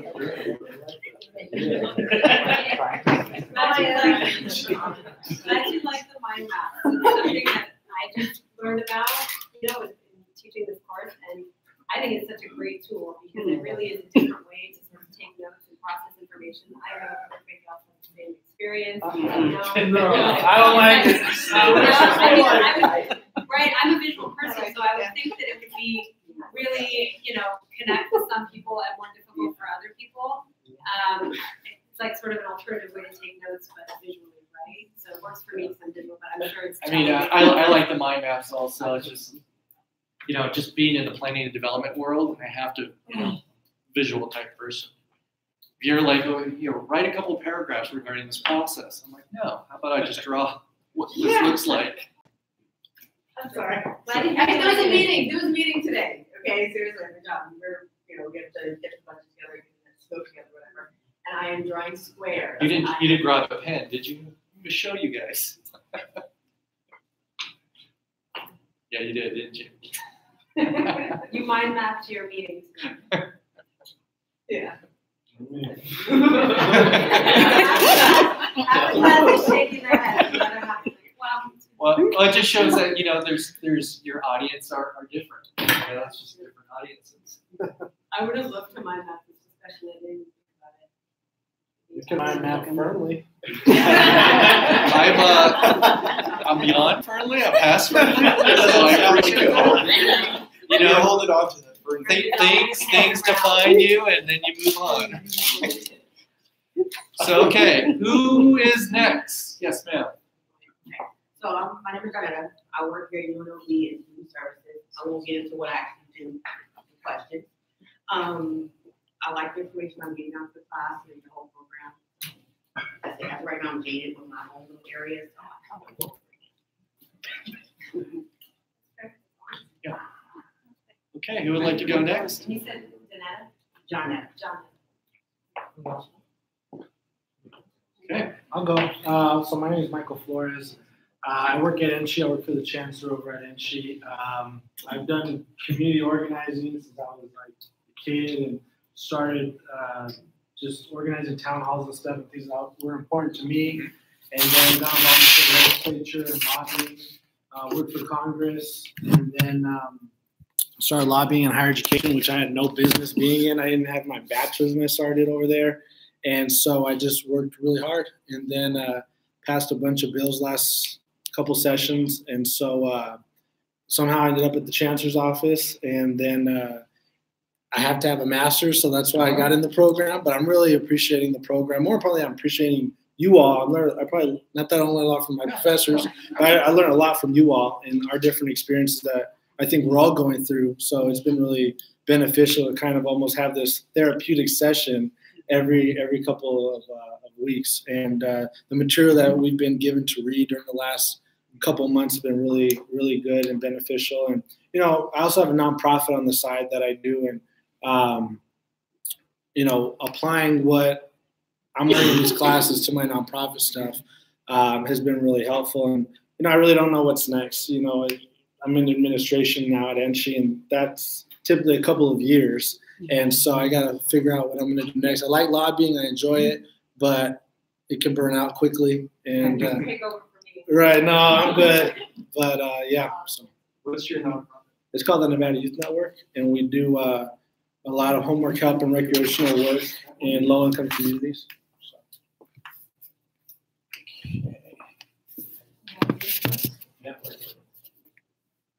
Okay, who would like to go next? Okay, of course I will.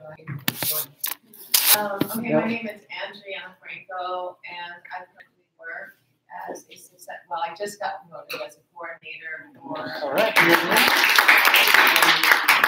knew I was gonna quit. I didn't mean that. It's recorded. Anyway, I'm very proud that I got promoted, and so I work with students. I work for a program called TRIO. It's a support system designed to support first-generation students, low-income students with disabilities. And so I've done that for about 3 years. Prior to that, I worked for a legislature. I worked for a senator, did some legislation work, community building, engagement, worked with prison population a bit. And so it gave me a taste of different areas and started thinking about how can I be of service. I raised 3 kids. They're all in college. One just graduated, one will graduate next semester. All right. That's the last one. Behind them. And so, I see the light at the end of the tunnel. yes, so that's been great. I have a bachelor's in English and a minor in ethnic studies. And so community engagement is my passion. Social justice, minority service is really, I think, what I want to do. I tell my kids I'm just keeping mother, but really I'm inspired to move on and let them kind of have their own lives. And I took this program because it touched on a lot of different areas that I thought I needed to work on. I love the mind map in every class, but this one. And the reason is because I am a bit confused. You know, I'm like, where's the people? Like, where's the engagement? Where's, the phone calls and all the fun things I like to do in the doing? Learning the difference in administrators and managers and the arguing over the same resources and the importance on both sides. It's really hard for me to not be able to logically say, this resource is more important. We should be doing this, we should be doing that. And all of a sudden I realize both sides of the fence. And I think I'm going to hire a consultant if I start the nonprofit I'm thinking of starting. And let them work on who has authority and what needs to get done, for whatever project I want to work on. Very good. Okay. The struggle for the resources and that, trying to figure out who and why can't we. It just seems like the story of my life and maybe others that work in local government and higher ed and everything, right? That's what it's frustrating, it's inspiring, it's frustrating. It seems to make sense when you're only on one side of the fence, and I've always been on one side of the fence. Looking at it from this perspective, you start to look at things differently and say, wait a minute, now I see their argument, what's the answer? How do we solve that? And, as a mom and as a father, I imagine fathers spend time with the children. That's what you do all day. And I was a stay-at-home mom for most of my children's lives, and I just solved problems. And it came very natural to me to go somewhere and say, what are the problems to solve? But now they're getting the problems are bigger. And I'm thinking, wow, I really have to learn this. So I'm struggling. And I appreciate you guys, all your comments and talking about it, because you've all helped me see using different examples, the police, the medical marijuana, the different, conversations. It's been really helpful. Okay, who do we have left? You sure? I'll keep short. My name is Rico Mack. I'm an immigrant, and I grew up in the San Francisco Bay Area for most of my life. And I came to UNLV for undergrad and graduated with a bachelor's in criminal justice. And now I'm here.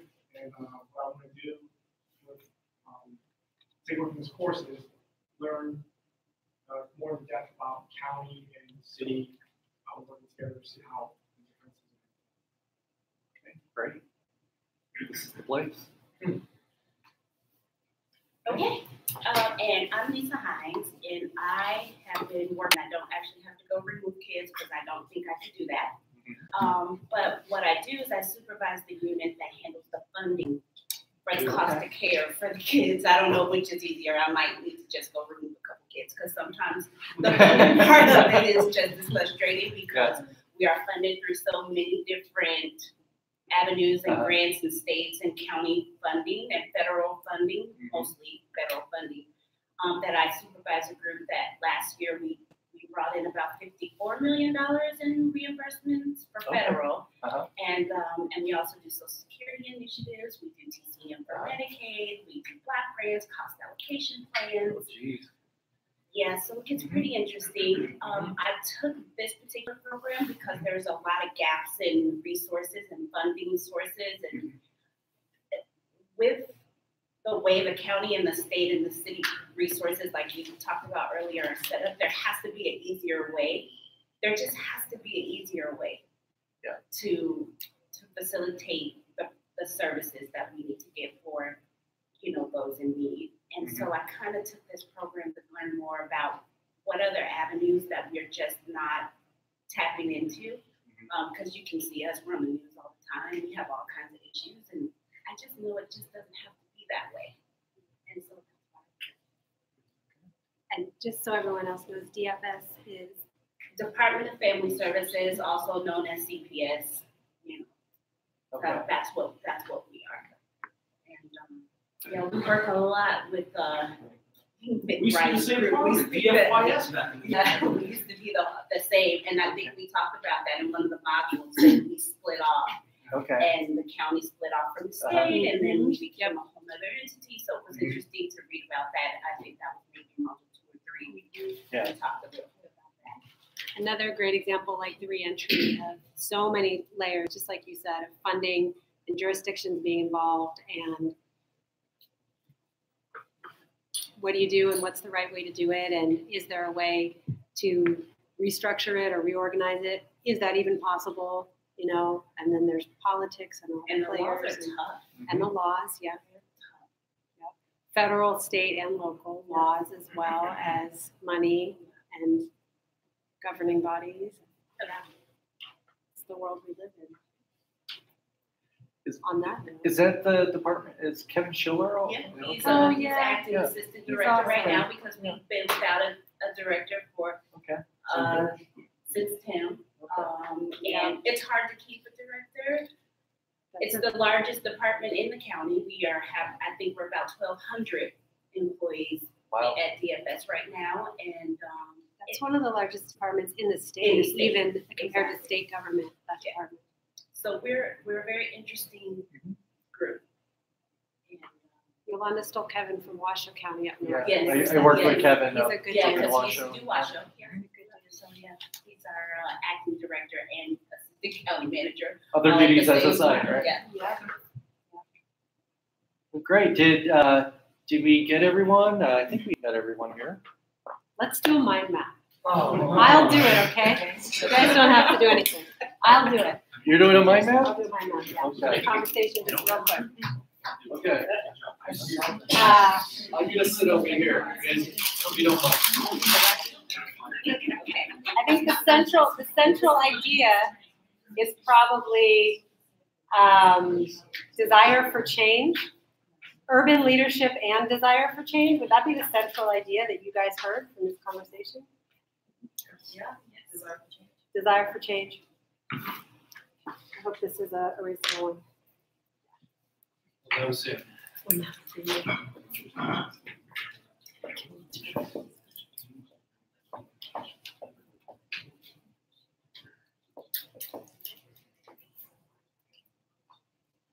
And leadership, right? So, can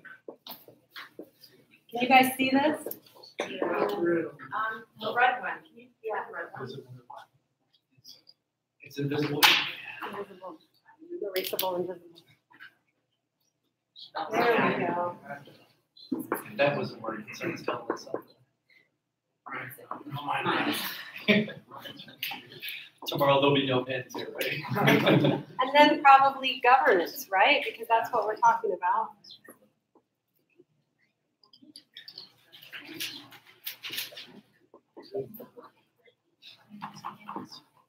What else?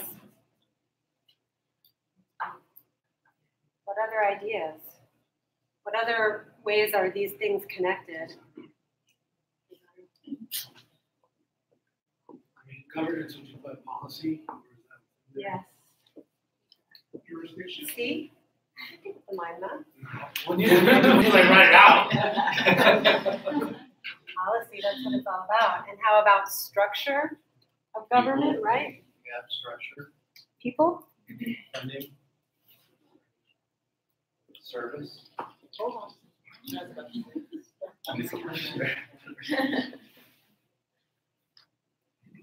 This whole thing could be governance, but.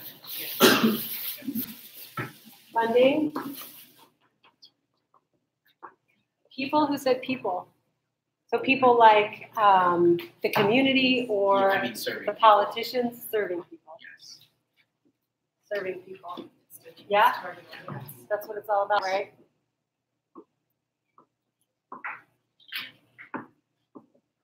Yeah, for leadership, I put accountability.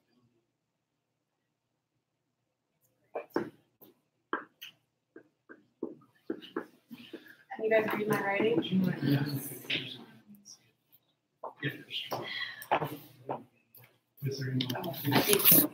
How about one of the things we've been reading about, and a couple of you mentioned, of course, in your jobs and your goals, is collaboration and cooperation. Where would that be up here? I think structure. Structure, funding, policy is the governance.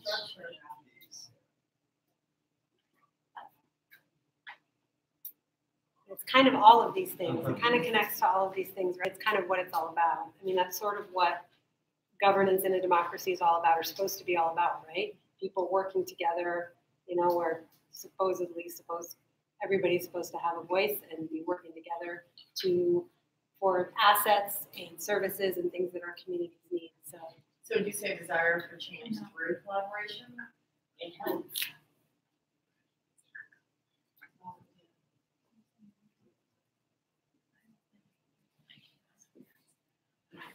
I'm going to connect that to governance.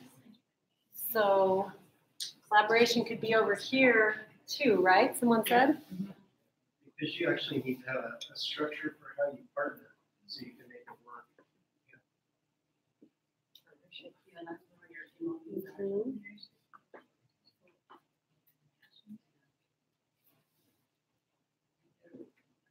I haven't taught a lot of classes. I'm like that teacher in elementary school where she's got the chalk. With her hands. Just chalk all over her. She or he. Oh, partnerships. I think connects these two, right?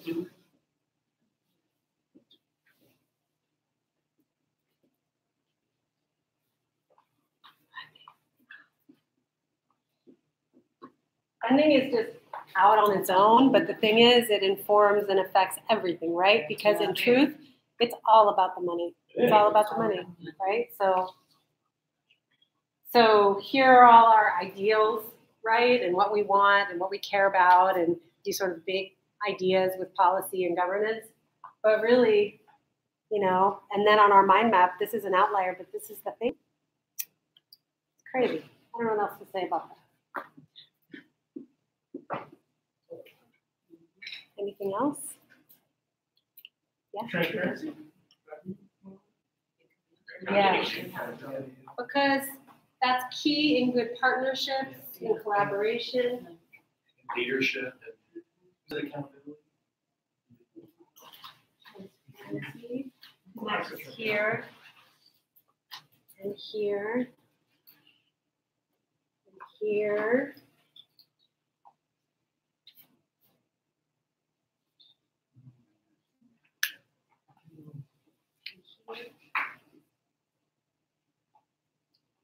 Anything else?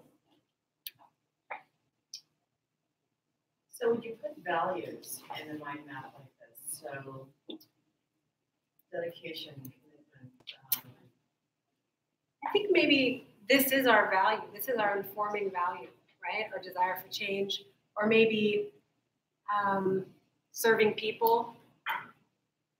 So then where's the, so you have change, but at what point do you not stop changing? Things are constantly evolving. Where's the sustainable like, so what's sustainable? So if you find something that's working, so the best practices, then repeating those best practices.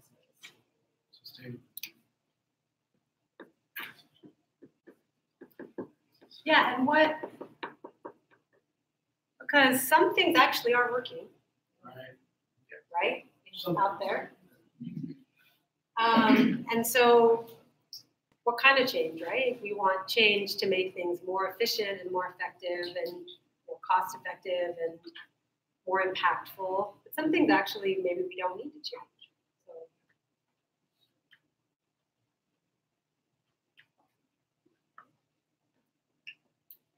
So change would be to increase effectiveness, impact. Anything else?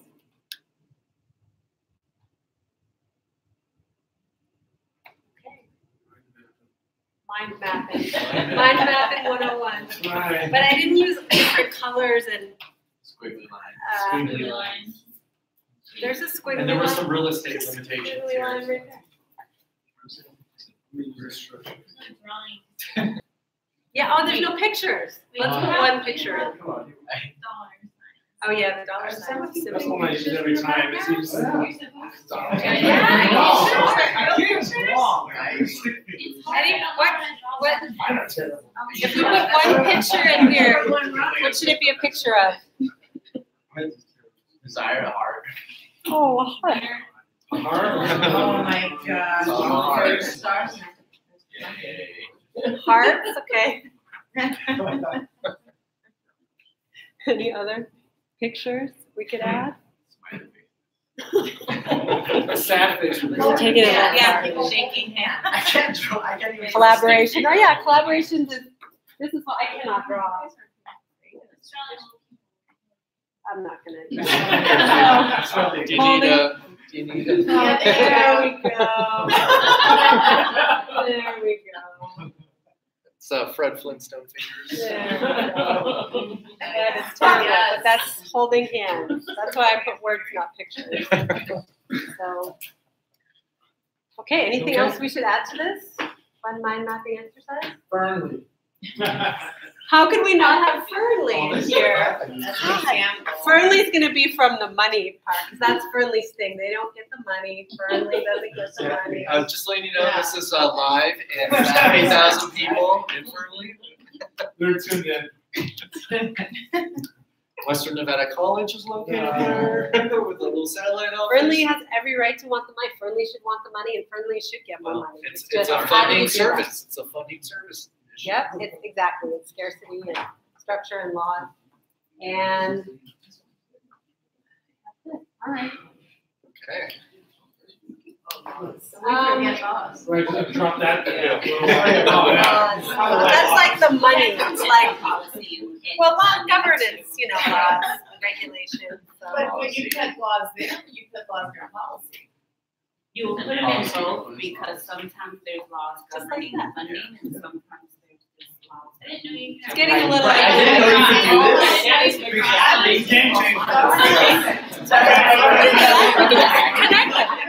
You could just connect them. Like you can get all the stuff on the outside, and then you can be like, oh wait. That's why I like it. This is global policy. Kind of whatever you want it to be, like however the ideas work for you. So we're trying to decide government laws and policy. Oh, okay. If there's going to be. There are step systems. There are step systems. Governance, yeah. This is why my maps hurt my soul, because I am just so all over the place. I feel But like that's, you can just draw, like, you I can know, just but connect it. there's no steps, and I'm like all over I'm a walking contradiction, so my maps mess me up. That's my issue. Basically, you're like, I'm a mess. Yes. And my mind map would reflect that. That's Yeah, why I like truly, them. I've had to redo my mind maps over and over because I was like, I can't make sense. So I have this, a feeling that you read it depends. It depends. so this mind map is kind of a mess, let's be honest. But No, it also that's a good kind of representation. represents, right? So your mind map can be really however the connections flow as a way to, you know, map that out for you. It doesn't, you don't personally. I'd love to put too see much the effort first into it. version and the last version, because I bet you your first version was fine.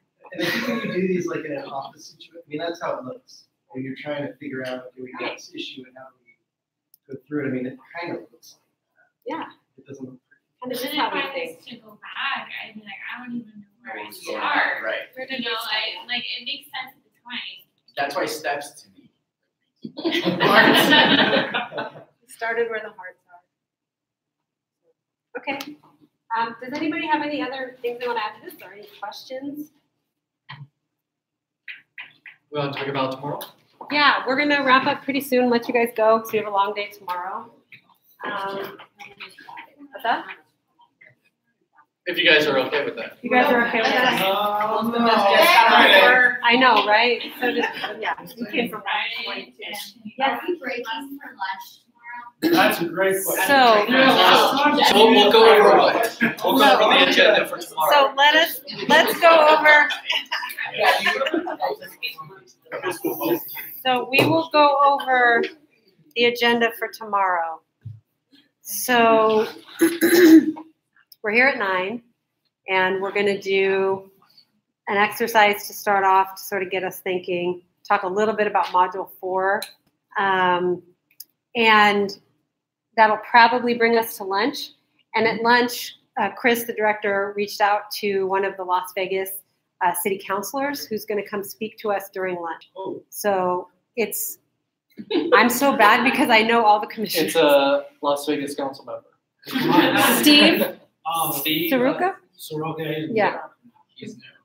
Okay, well, I don't feel so bad because I feel like I do have a sense of who the council members are for the cities, but I hadn't. Okay, good. Well, Chris reached out to him, so he's going to be our lunchtime speaker. So we're providing lunch and a lunchtime speaker. So that means there won't be a break in the middle of the day tomorrow. If that's an issue, let us know after class. I'm sure we can work something out. But that's the plan for lunch and guest speaker. And then in the afternoon, we're going to go through your issue areas and sort of help you guys workshop that. And it's okay if you're just sort of getting to what your issue area is, but I heard your deep breath there. But the goal is to try to help you guys with that and talk it all through together and try to connect that to the readings and the direction you want to go for your project. So we can do that, most of the afternoon tomorrow, sort of in a forum all together. And if that totally freaks you out and you don't want to be on the spot, that's fine. But hopefully we can kind of support you guys and, talk about some of your ideas so that it can get you going. And ideally you come away with a little bit of an outline for what you want to do for your project, for your paper at that. And I just want to echo some of the things I think you brought it up that, there's a lot of value just hearing what other people do and how they're going through the process. So if you don't have an idea for your issue yet, at least you're hearing from other people what they're thinking about and what the process is. And I think that would be good. We'll help you. Everybody will have an issue area by the end. Hopefully.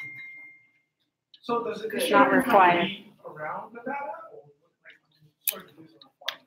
So it can be a local issue in this community. It can be a specific program. It could be a program at the city of Las Vegas if you live here. It could be a general issue, homelessness.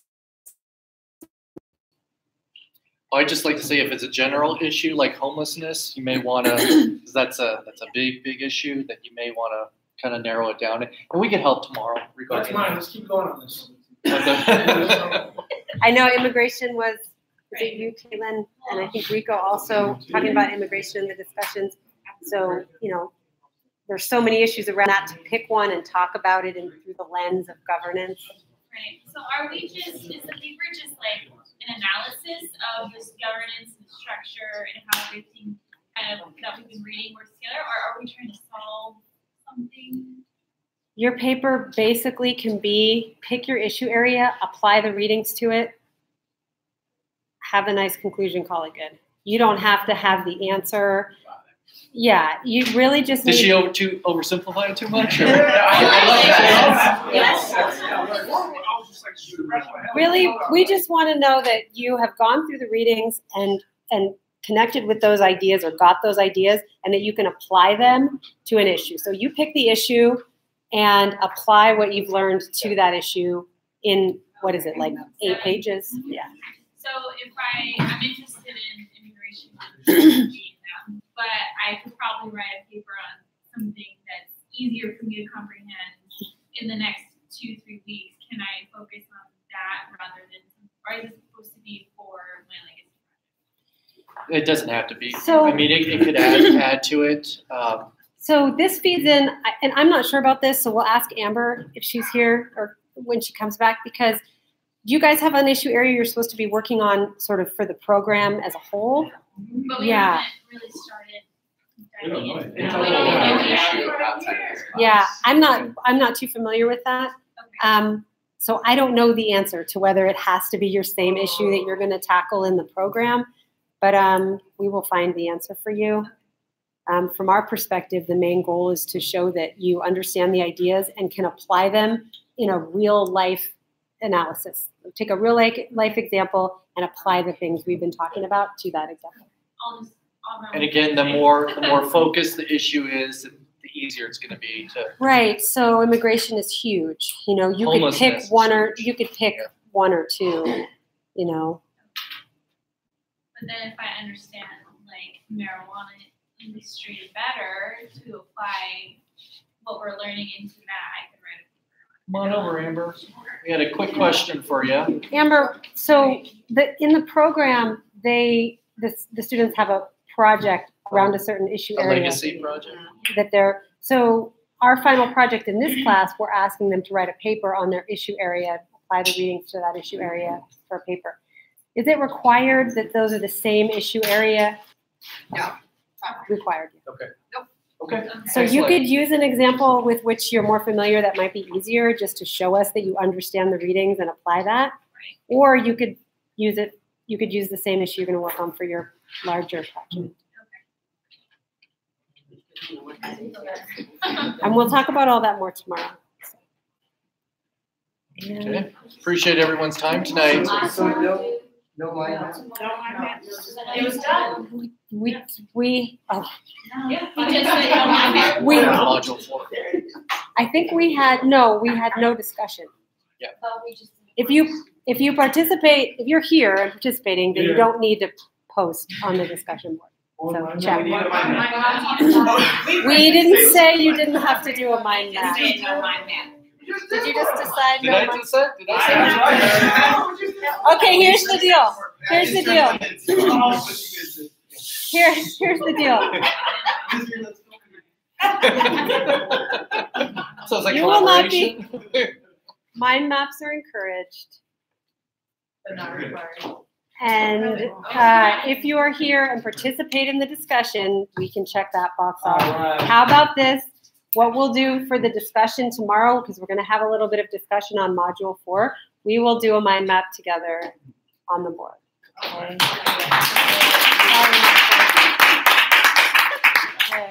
That's how you end the class right there. You got 5, you get 10 points.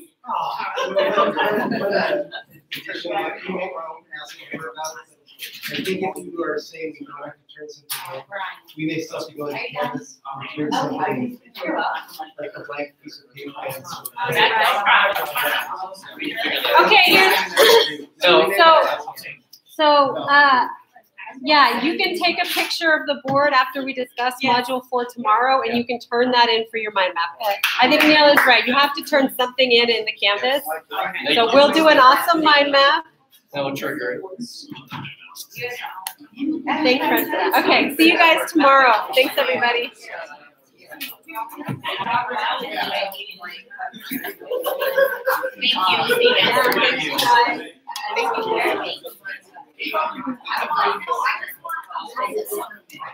Want to see what? Oh yeah, next week from Jared. Usually if I was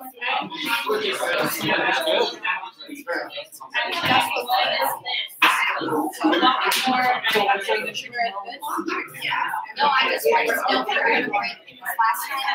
didn't buy for lunch. Everybody just really crappy and hungry.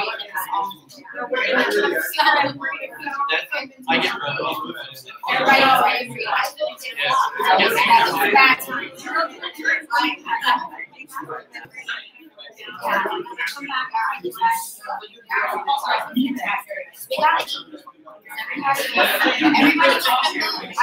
take this. I don't know what it is, but I'll take it.